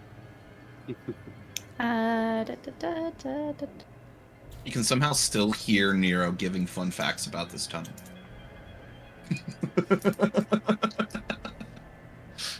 22. You see the rope get cut, or the string kind of snaps back, and you watch.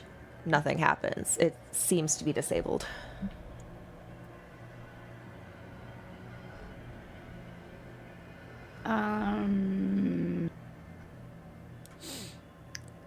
In that I disabled it? Yes, you were successful. Okay. And then she's gonna just... No, okay. She's gonna tactical, like, duh, duh, duh. Everyone's like... Yeah. As you push forward, you actually start noticing giant, brutal-looking bear traps that have already gone off, but off to the side with like half-mangled carcasses still stuck inside them. You see like leftover wire and serrated blades just kind of messily thrown apart. It's very messy. Apart. Oh, about. I'm also just gonna, as we're walking through now, be on as we're walking through now, be on high alert for traps and be constantly investigation. Okay.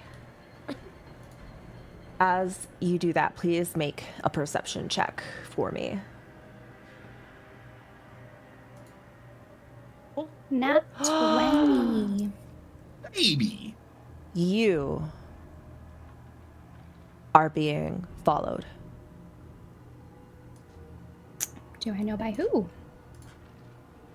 The rest of the party. Judging by what you see, you can draw the conclusion that the hunters responsible for this massacre have now set their sights on you.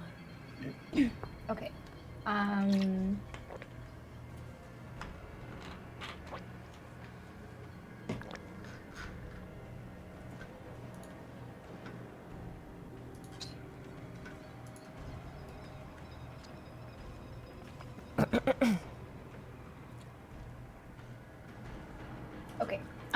With that, I am going to cast Pass Without Trace on the party, so that we cannot be tracked except by magical means. Okay. Hopefully And I'm gonna- it was in time. And then also tell the party that We are being followed. Do you know by whom? Same one who do this. and she's just gonna point to like the massacre. Do Okay. you think we should go I ahead need you and to try to be- set up an ambush? No, it's okay if you don't know this. But if you do, please tell me and be truthful. Do you think the people that are following us are the same people that didn't reset the bridge? Can I just use my Can I do an insight check, intuition, to just see if I feel like they're the type of people who would do this? I feel like wouldn't I set feel bridges? like you can just Elephane use your intuition and answer true to your heart, because there's no roll that would give you that information. I'm gonna roll it anyways, and then it's gonna determine my. Okay. 16. Okay. Oh, it's like okay.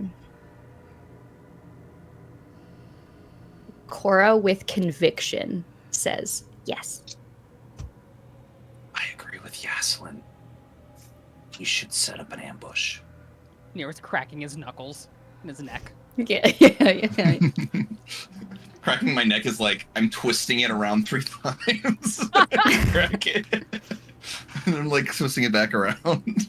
Do I see in any direction 300 feet in any way that looks to me like it could be an okay place to set up a ambush? You see up ahead that the place kind of opens up, and there are places that you could possibly hide if you decide to like hide in the dead body piles. Fun. Over here. And she's gonna start to lead the party that direction. Okay, you little weirdos. You put us in this It is situation. there to You took either this in a hunt it- direction I was not expecting. Well, Expect that's the DMing, unexpected isn't with it? us. That is DMing. All right. This is what you see. Cool. You come into this room. It is bathed in red. Piles of chunks just kind of heaped up against the walls, and strange effigies decorating the area. Some overturned mine carts, rusted, super rusted. And a little bit of a cliffside up here. This is about 5 foot slopey wall, looks easily climbable. Are there any effigies that I could discern or like read?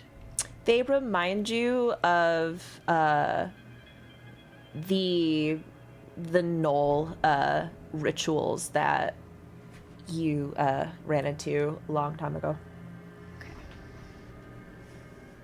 Knowles.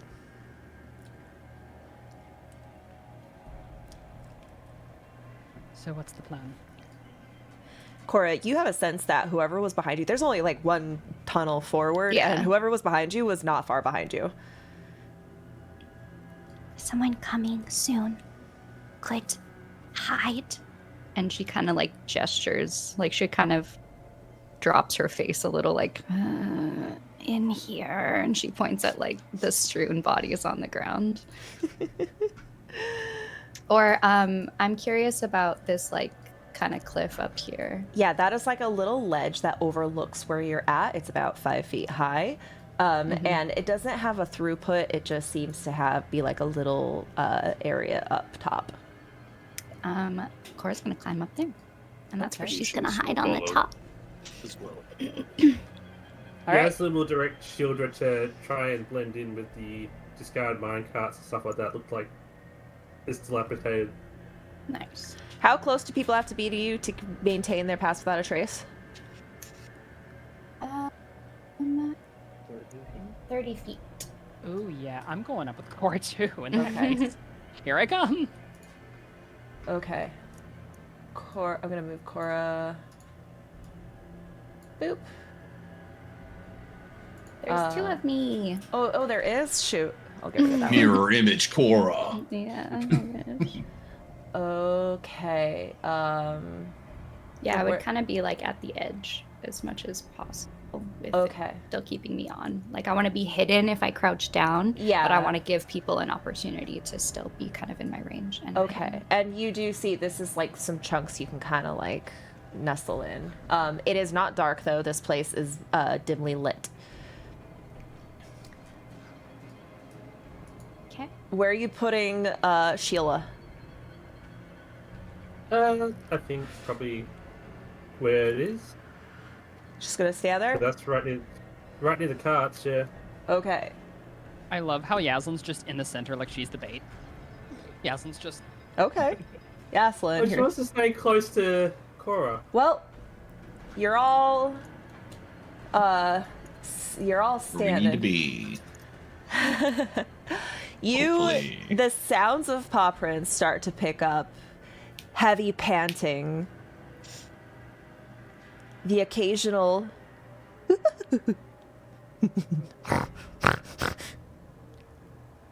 you hear whispering in a language none of you speak. And poking around the corner, you see a couple of medium-sized humanoids.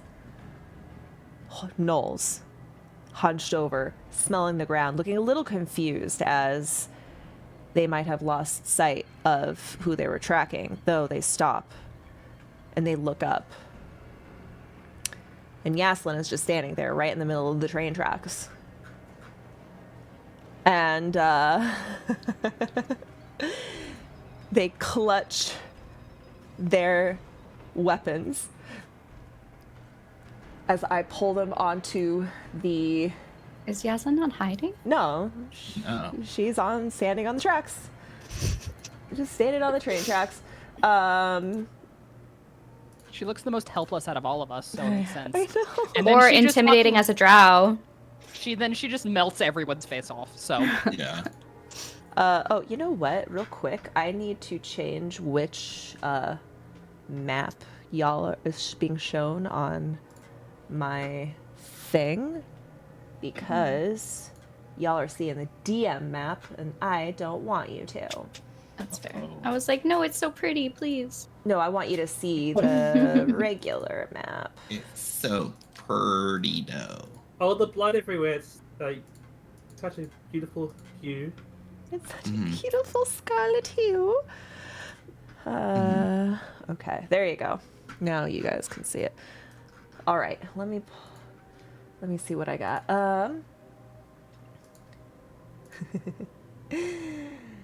Up ahead first, come wandering in, the two. They lick their chops and start giggling as they look at Yaslin. I'm going to put you all into combat so you can roll initiative, because now we are currently in initiative. Oh, If the magician played this Cora, card, you have a for skill of initiative readiness. Add a benefits. d6 to your roll, to your initiative. Thanks. Oh, A that's right. I had D6. that bottled flame or whatever, don't I? I immediately forgot the number you said. A D6. Yes. Okay. I almost immediately forgot to.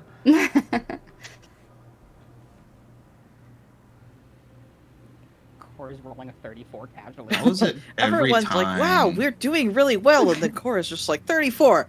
All right, then. She's just sitting there, like, percolating, just like... Yeah, ready to go.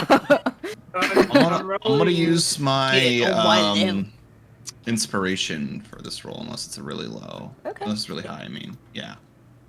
I called it inspiration. I rolled the shield guardian just so it can be. I just In removed there. it. It doesn't need to be in the thing. It just takes a turn Okay. after you. Where is Yep. Nero from Cora? Yeah, that's where I'm at. I'm trying to re-roll my initiative and it's not letting me. It's being mean. Hmm. Okay. I'll just roll the number and I'll enter it for you. Okay. Alright, roll 1d20 plus 4. 18. Much better. Okay. Much better. Sick. Bottled flame. Is what Cora. Yasin has. You watch as these two gnolls, sniffing the ground, snorting around, stop, look up at Yaslin, and start licking their chomps like they're about to do something. What do you do? Dun, dun, dun, dun, dun, dun, dun, dun. Battle music. Dun, dun, Oh dun, yeah, dun, let me dun, get some. Let me get some dun, battle dun. music for you. The game is still paused. Oh, sorry. I'm just imagining. Nero presses the music button with his tail for the amusement park ride. What? What happened? Nero hit the bone twice by mistake. No, I meant Oh my, shit! my Let me press it music. again. My music just went away. That was There it goes. There it goes. Yep. Oh, Double tap everything except for this. Okay. there we go. I pressed it, guys. What's going on? Yeah, just stop pressing it. Just stop pressing it, okay? All right, okay, we're good, we're good. Nero? Nero. It is Cora's turn. Okay. I have a new cleric spell that I've not used before, and I have a question, and it's more, can I please do this? So I have spiritual weapon. I will not cast it, but I will link it. Instead of a Steve-O weapon, played this card. can Combat I time. have, Move. please DM, a spiritual arrow that I can launch at someone? Like ammunition? As a bonus action. So mechanically, I saw that, Steven. Thank you. He just helped me kill you. So Wait, what? nothing. Ooh. We could so the way spiritual weapon works is you summon it wherever you want, like in range, which is I think 60 It's feet. So within 5 feet. Oh, sorry. so you can Within- cast it within Oh. 60 feet of you, Oh, and then it attacks. It's like a little minion. You can say that it looks like an arrow. oh. fun. Sorry, that's why I was getting confused. Is I thought that it was only within I could cast it 20 feet, and I was like, well, that kind of sucks because I'm like not a melee You can Okay. move it 20 feet on subsequent per turns. bonus. I see. Okay, so can I say that then, just for flavor, it's a magical arrow? Yeah, that would be totally cool. And then I get to, it attacks every turn, right? As long as it's summoned. Cool! Okay. Oh, it's going to be a lightning arrow. The way that Okay. it looks is going to be, it's not going to have the properties of lightning, but like it's going to look like that. Okay. It looks a little sparkly too, because this is a spiritual weapon given to you by Sagojin. Okay. Come down the cleric pipeline. Come down. Your whole bow, as you Welcome. cast this, your Yeah. bow, so you give a quick prayer to Sagojin, and your bow, as you start to draw, this like magical energy starts to wrap around your bow, coating it like a holographic skin, essentially, making your bow look like a dazzling diamond longbow, and the arrow kind of like forms into your hand as you fully draw, and then you release it into that enemy. Please roll damage, or please roll its attack and see if So- it hits. Yeah, this is my other question. Is does it need, is the bonus action to summon it, and then you still have to see if it hits? Yes, because you summon it and then you get an attack on its first, like for free. It gets to attack. Okay. Oh, free. Mhm. 26. Go ahead and roll damage. Okay. So then that'll be 1d8. 1d8 plus 4. Ouch. Slap. Nice. As And then- the yeah. arrow strikes the Snoll right in its chest, he lets out this huge yelp. That arrow then kind of bursts from his chest and now like is floating next to him like a menacing, shiny light, ready to bully the fuck out of him. Cool. So then that triggers my Dread Ambusher. This does Turn not 7 this more does not damage. count as a Dread Ambusher because that was a spell, I think. You have to actually attack first with your weapon, right? I don't Like- know, but I'll do that anyway. I'll keep that 7 though. 16 hits. Okay. So then it's going to do 7 plus 13. So, So that- what is that, 20? Oh, yeah. Yeah.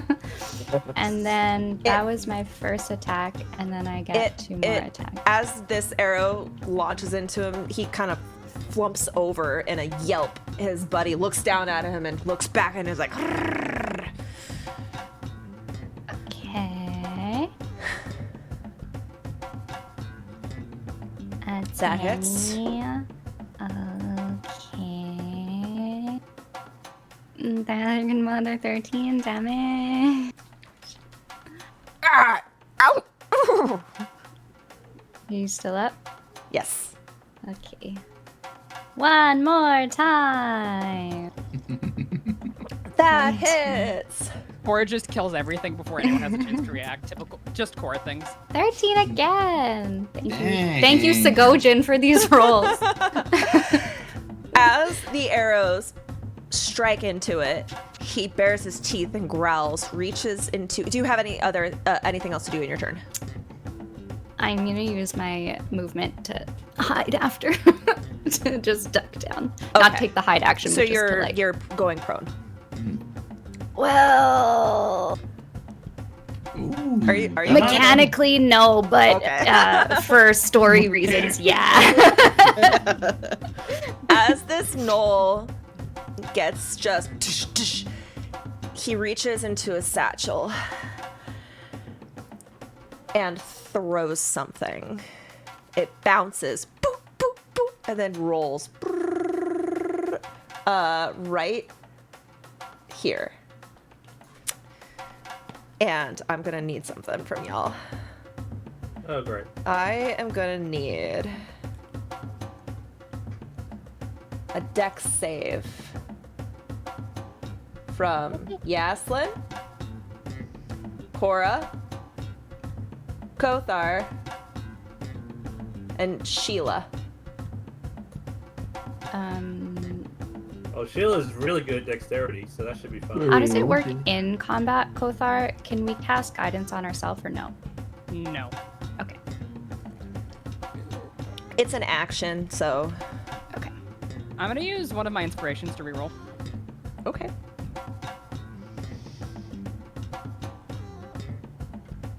And roll 3 better. Nice. Nice. Is that D6 guidance from before? Cora? What is the D6? I don't know. I just pressed dexterity. That bless. It didn't give me any options. Plus is also a Do you want to minus 1, I guess? Oh, Yeah, I don't know. okay. I don't have any active effects on me. That's so- weird. All right. That's fun. Okay, minus For what 1. it's worth, Shieldra gets a +4.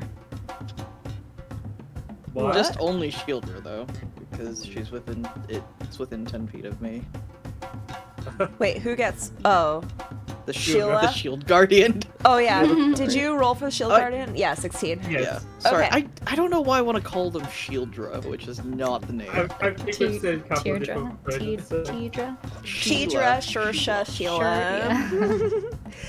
Sure, Okay, you all see from all angles of this strange metallic object, hook shots go. Kothar, Cora.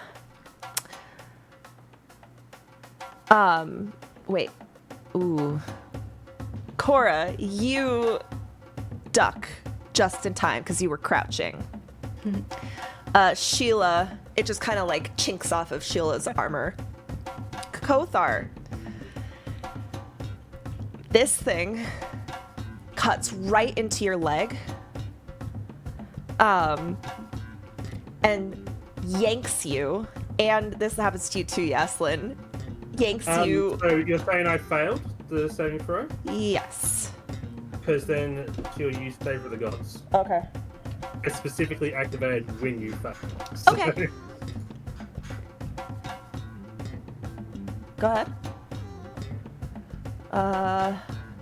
13, 14, 15, That 16. turns it to 16. Okay, you dodge out of the way to thank Illustrier. Kothar, this thing hooks right behind your ankle and pulls you back right on top of it. You come crashing down off the cliff and you land prone as this thing is now stuck to your leg. You will have to try and break out of it on your turn. That hurt. You Yeah. guys... How does... Huh? Is that grappled, or is it just your own condition? It is my own thing. Okay. Because I was asking because he Speed has the ring set to 0. It's a... He has the ring of free movement. It specifically but- says magic. It doesn't say anything about mundane means. This is not Alright. magical. This is a physical torture device. I feel like she created this just to counter Ring of Reaction. Yeah. That might be it.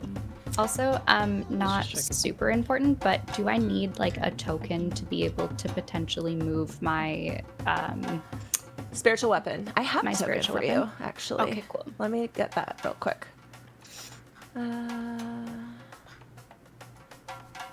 It's over here. Also, I think this is a concentration, right? No, it's not. Oh, it's not? Okay. Nope. Good. All right, let me give this to you. Configure ownership. Cora. Are you saying bonk in time with the animation?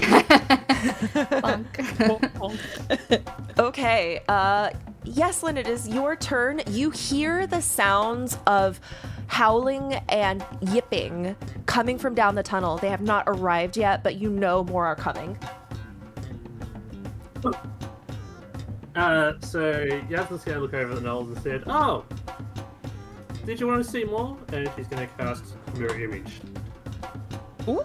Nice. So Jocelyn's got plans. yeah, I just want I to double check stand to make sure. I stand a mirror image. So yeah, that's. Do I have to do anything on this, or just have to remember about it? I think I just You have to remember. remember it. Just remember it. Take Okay, ownership of then. your spells. Okay, so that will. Yasmin will stay where she is for the moment. Oh, those two are both dead, aren't they? Those two are dead, shit. yeah. So I guess she's Sorry. broke to no one then. So yeah, she will just stand there and Shieldra won't do anything I've got since there's nothing to attack. Okay. Kothar, you are on the ground with a very strange and evil-looking device tangled up in your legs.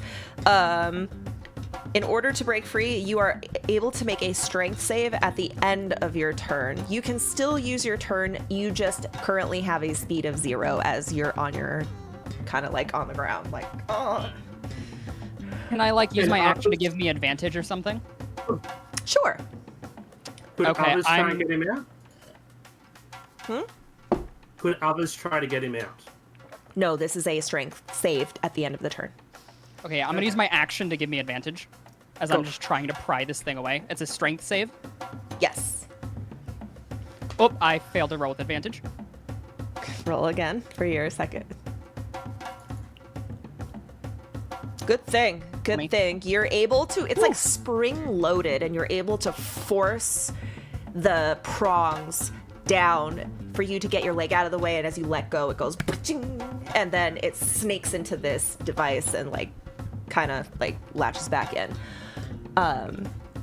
You have your movement. Well, you will have your, actually it's the end of your turn, so technically you don't. That's the end of your turn. Okay. Suddenly, Kothar, as you're sitting down, you notice appearing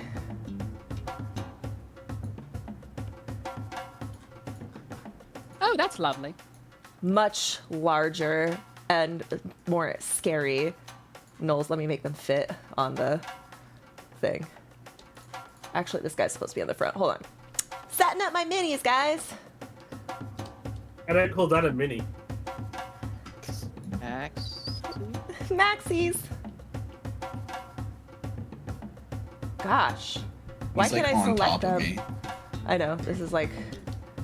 Yig. Sorry. Okay, let me get them in the combat. Oh my god. Does he know I'm there? You're not He's right hiding. No, I know. I was kind of like, I was just concealed, I guess, as soon as they get past me. You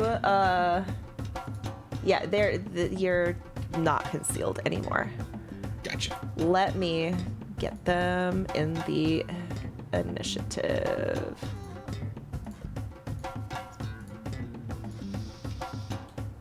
Nero, it is your turn. Nero's turn. Good. Nero is going to look at the big dude with the spear and the shield, and he's gonna say,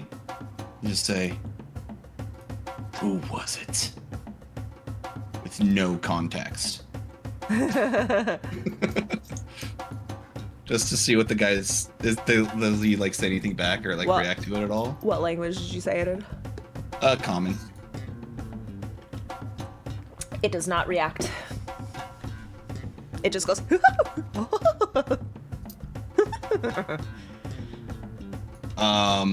Nero is so it's hard. It was hard to tell in the red and dim light, but Nero's veins were like pulsating black, and his fingertips were like they were blackish.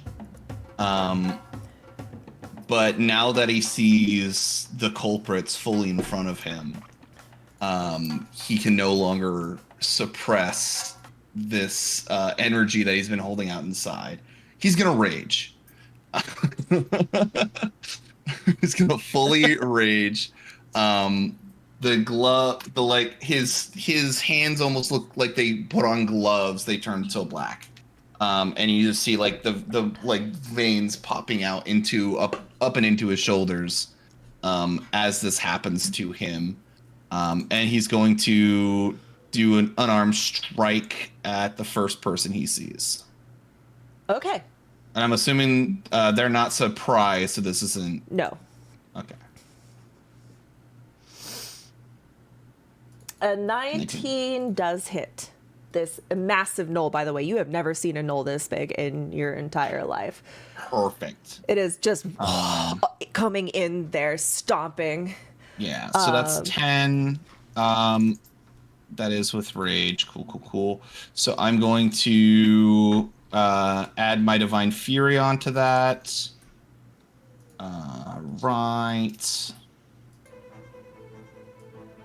So that's another 5 necrotic. As your Divine Fury tries to latch on, the necrotic energy seems to fizzle and bubble, and while it does a little bit of damage, you can tell right away that it is not very effective.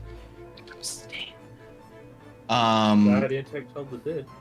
Cool. Extra attack. I'm going to do... second attack. I'm going to do another Fury of Blows. The Flurry. And let's see. Let's just... 21. Yes. All right. I'm going to add a key... Do I have to add a key point? To do a flurry of blows, you do. No. That's... Oh, gosh. I'm getting confused at everything. Yeah, I might want to do Stunning Strike. When you hit... Yeah, I can spend...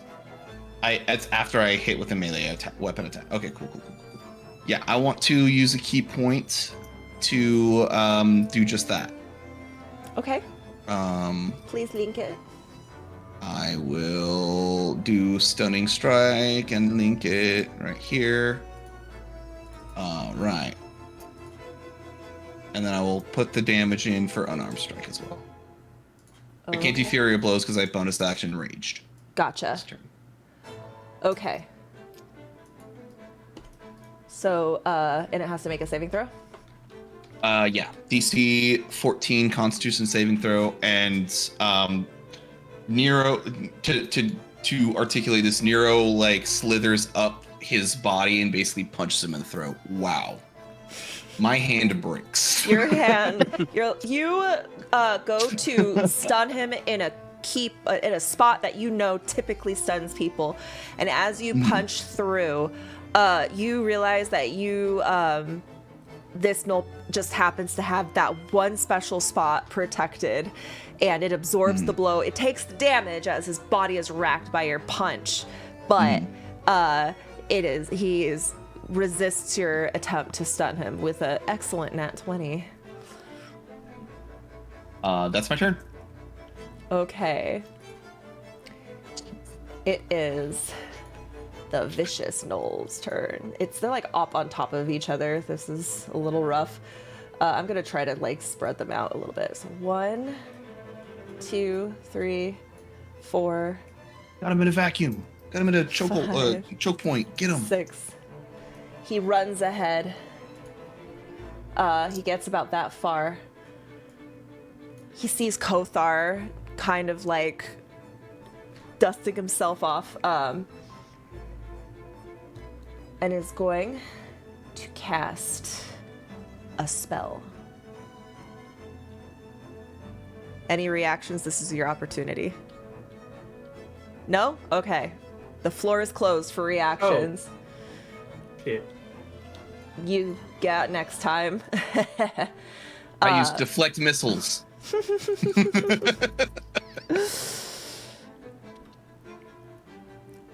You, Kothar, you feel racked with slightly familiar magic as a hex is put on you. And you feel like you're...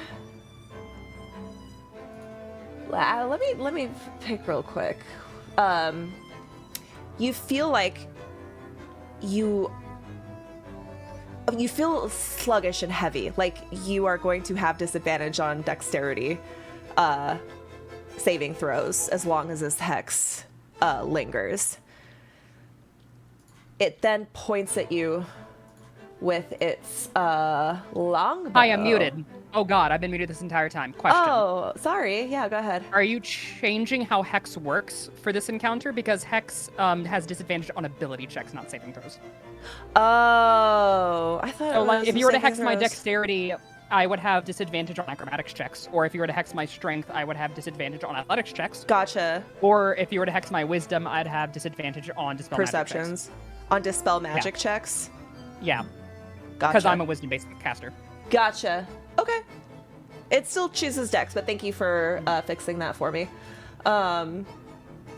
Okay, but it is going to point to you with its longbow, and it's going to attempt to shoot you. I don't like that. Fuck. You're still kind of on the ground on your ass, and you just kind of as this bow, this arrow looks like it wants to hit you as the like sickly hexy magic encapsulates your body, and it just goes ding. We have the better archer. 2, Archers 3, with an S. 4. Archers. I can't believe you insult Cora like that by calling Lucius the better archer. Oops. Okay. This guy goes right here, and he looks at Nero.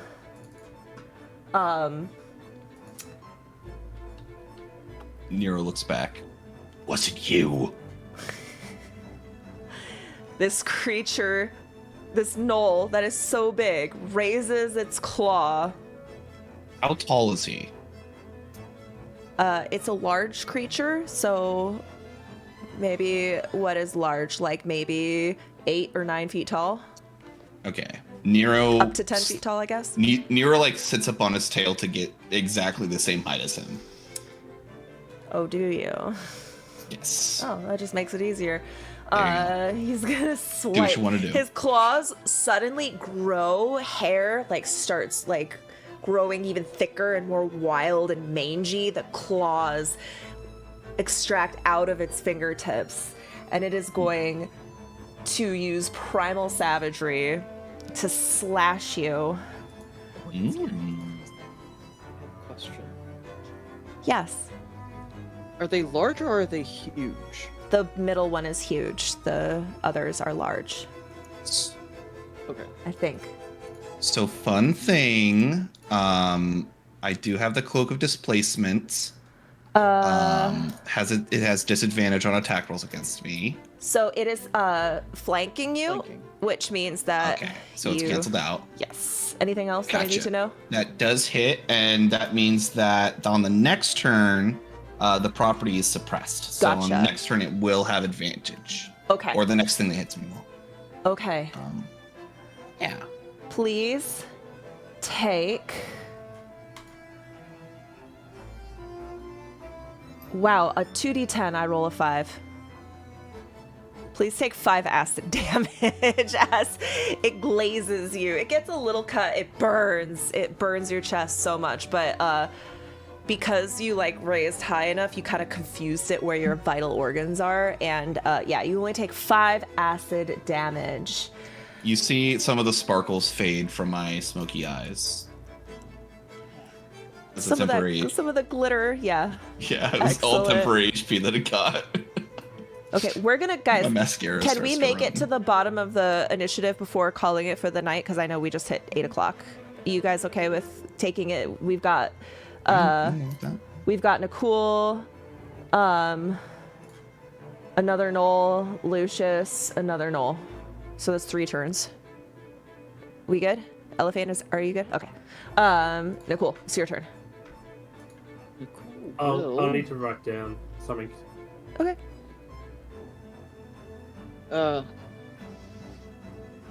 Nicole is verily intimidated by actually these very large creatures, but he sort of feels something bubbling out of his chest.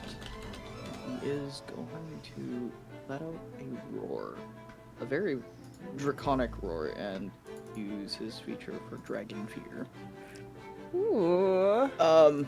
It is a DC 16 Wisdom saving throw, and for creatures within 30 feet of me that I choose. Okay, So these 4. you got it. What is it? A wisdom save. Wisdom saving throw. Okay.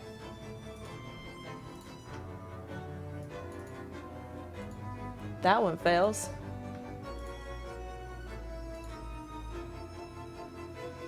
Wisdom. How are they? Wait, what is the DC? 16. They have to beat a 16. How are they failing so badly? They're I'm- rolling low. I'm 'Cause rolling they're scared. I'm okay so with that. low. They're s- Yeah. Get scared. You rolled a hope- 5 and a 2. Consecutive. Alright. Wow. One more. One more time. Wow. Wow. They all fail. Yay. They're all frightened of Nicole for 1 minute. That just means they have disadvantage if they try to attack you and they can't voluntarily walk closer to you. I believe so, yes. Okay. Wow, you suck. How dare you? Nicole, I think I did just fine. You throw your head back and a dragon's roar leaves your throat. Kothar's monster fucker tendencies quiver with like sexy fear. Everyone, this is the loudest Nicole has ever been. You know, like the cool, quiet guy who never raises their voice, but when they do, it scares the shit out of you. Scaroused. Thank you, Maverick. And as Nicole roars, Lucius's ears perk up, and you see him kind of think he's heard something familiar. Oh boy. I like this. I like this. Okay. The scary Knoll, Who is also now scared. who's Yeah, he's scared. also scared. The Yeah. scared Knoll. The scared, scary Knoll is kind of like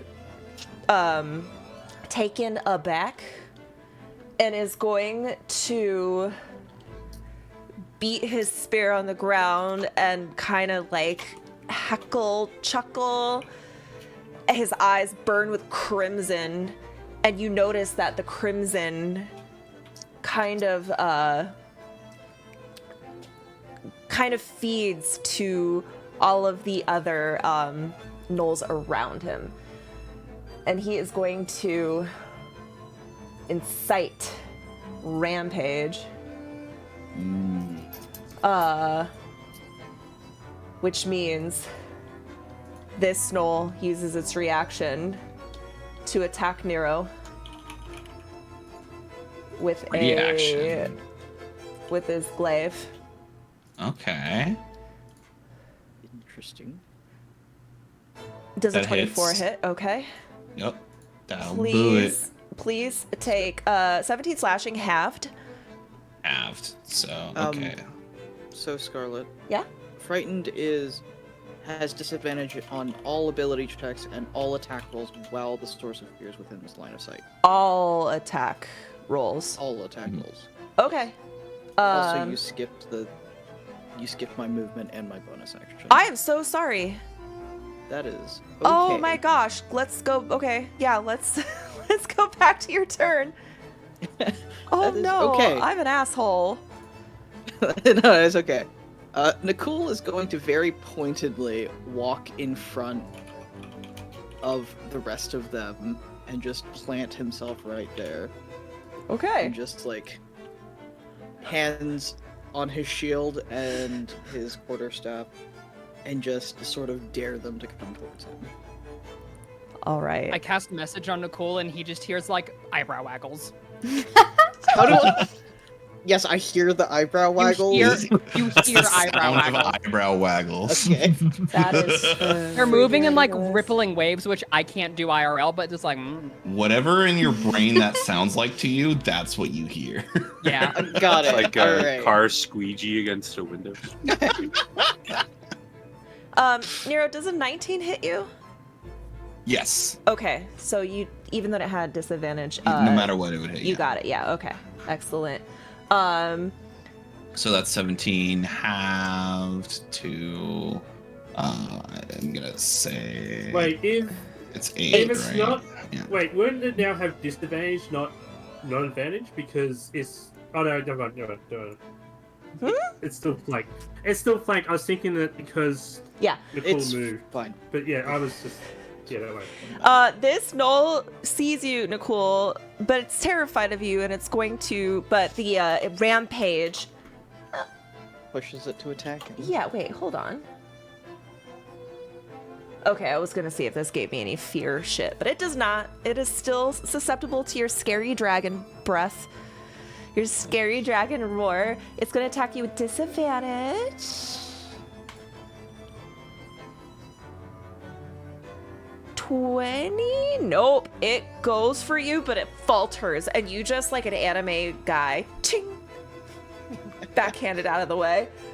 It kind of goes. Lucius, it's your turn. All right. Lucius is going to make his way over here. As he slowly walks forward, he's going to say, "You disgusting, vile, revolting creatures. How dare you desecrate the remains of these creatures with your senseless violence and gore. I will make sure you will be the dust in the ground." And lack of manners. Yes, and lack of manners, as he says. And you see Lucius kind of like grab one of his hands and he slams it into the ground. And he says some words and channels a secondary energy from another hand and casts double Maximilian earthen grasps on these two gnolls right here. Okay.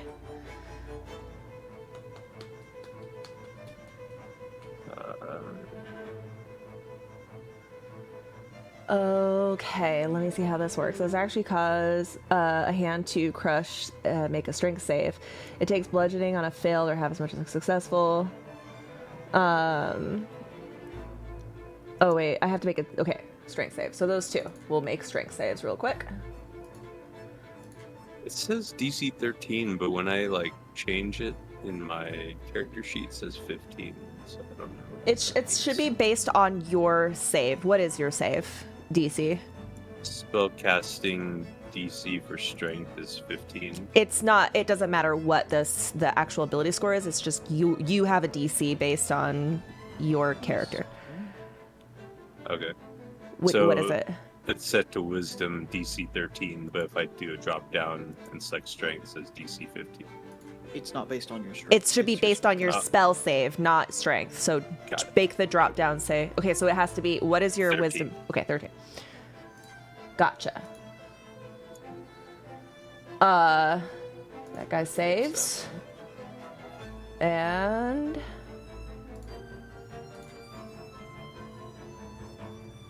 that guy fails.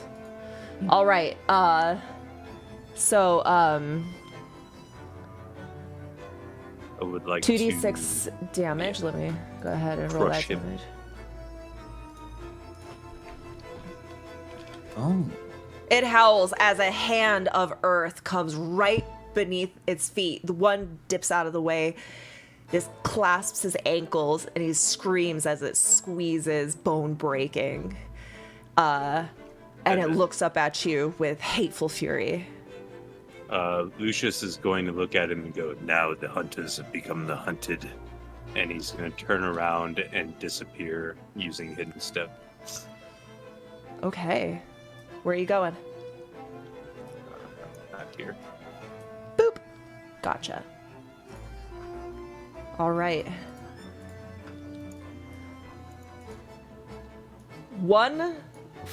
The only Knoll that was not frightened squeezes, pushes through. It's gonna be difficult terrain for him. So 1, 2, 3, 4, 5. Okay, this is as far as he gets.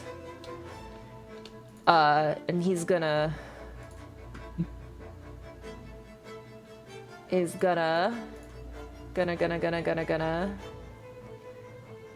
start forming his hands in like a magical way.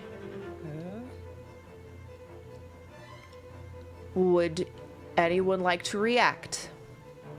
Yes. Counterspell. Okay. I think you need to roll something. This is a higher level spell. Where is it? If it is casting a spell of 4th level or higher, make an ability check using your spell casting ability. So, I have to- It also yeah, It depends on what level you cast counterspell as well. 3rd level. Yeah. Okay, so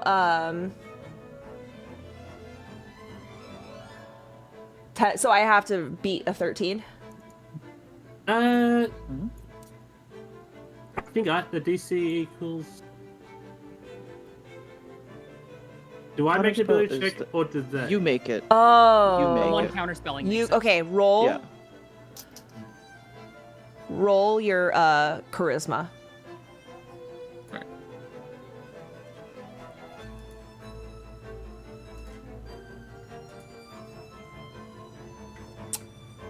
It fails.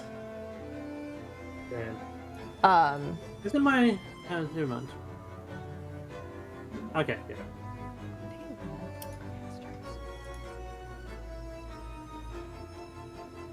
Nicole, I need you to make a Constitution saving throw.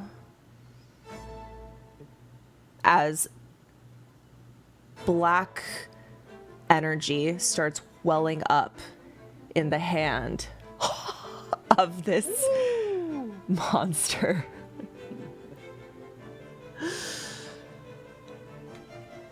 As it points towards Nicole, Yaslin quickly tries to counterspell it, but it is too powerful. You're gonna take half damage.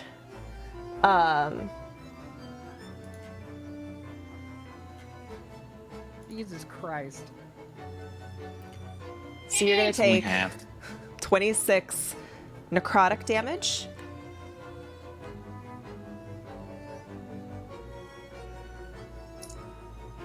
Thankfully, you avoided having your maximum HP reduced. terrifying. The other Nicole's, like, the glitter from the temporary HPs just fades, and then you just see Nicole standing there just as still as before, but there's just a little bit of blood sort of dribbling down his face as he's Something just so staring cool. really hard at them. Something so cool. Nicole showed up to this fight today. That's all I'm gonna say. Nicole know. showed up. No, cool.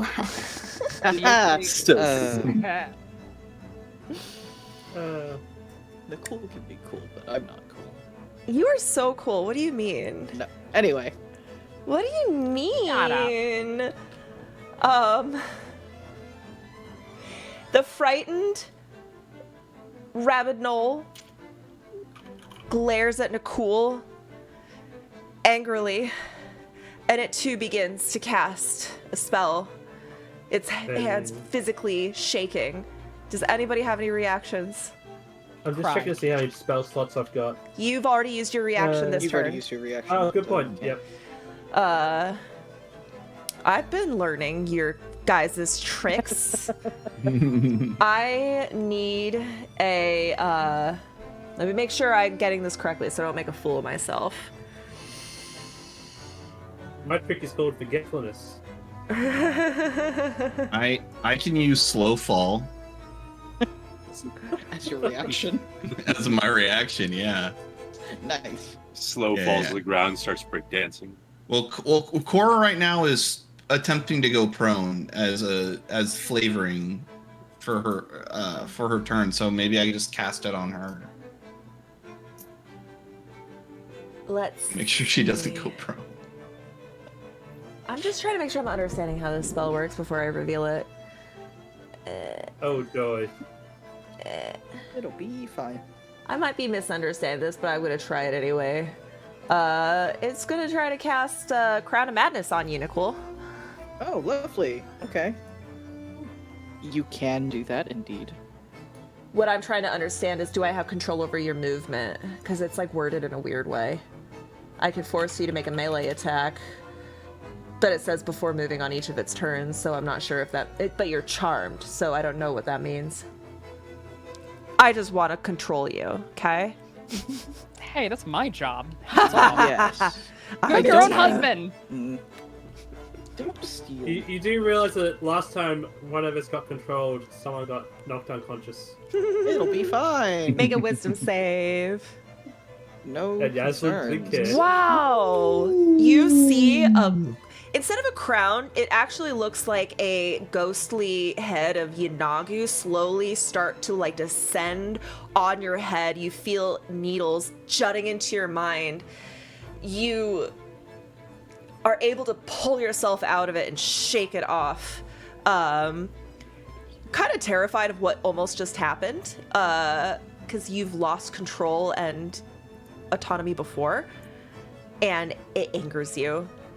It angers you that they even tried. So in response to that, Nicole actually he had like his jaw slightly open, just like loose as he was waiting. It clicks shut, and he stares directly at the one that tried to cast at him as the image shatters above him, and he says, "You're coming first. You're going to join your god first." Okay, and with that, guys, we are going to start back next week at the top of the initiative with Cora. So think about your abilities, think about your turns, and y'all are doing fucking amazing. This is definitely not how I expected this encounter to turn out. Y'all are beautiful. Let's quickly do the golden buzzers, and I'll let y'all go, starting with Nicole. Nero for the sticking with all of the whoever fucking didn't bring the bridge back over really needs to die. Big economy, rewind. Just made me laugh. Yes. Yeah. Yaslin, Yeah, I'll go with that as well. Lucius, I'm going Nicole just because Nicole's the badass this time. With all his fear. Kothar. I know Nicole is so hot today. It's going to sexy Nicole. Cora. Nipple the cool. Nero. The bridge guy needs to die first. And in the worst way. Actually, death is too good for him. But Nicole gets the golden buzzer. Nicole, you got a golden buzzer. I'm gonna add that to your little. I have a little like grid on my notes. Oh yeah, you have your iPad now. Is there just a Null wearing a shirt that has like a bridge with like a cross with like an X across it or something? No. Like They any sabotage indication? it and they're all waiting there. They're like They're really all like anti-bridge. They all have like trolls. angry eyebrows. they were corralling you to where they wanted you. I'm just saying, if they were trolls, that bridge would be pristine. It's true. Just Y'all saying. did so good. I missed you all very much. I'm so happy that we're back. Go have a good day. Enjoy your friends and family. And I'll see you all next week. Bye. Bye bye. All right, everybody. Thank you so much. That was so fun. We still have a whole combat to go through. Thank you for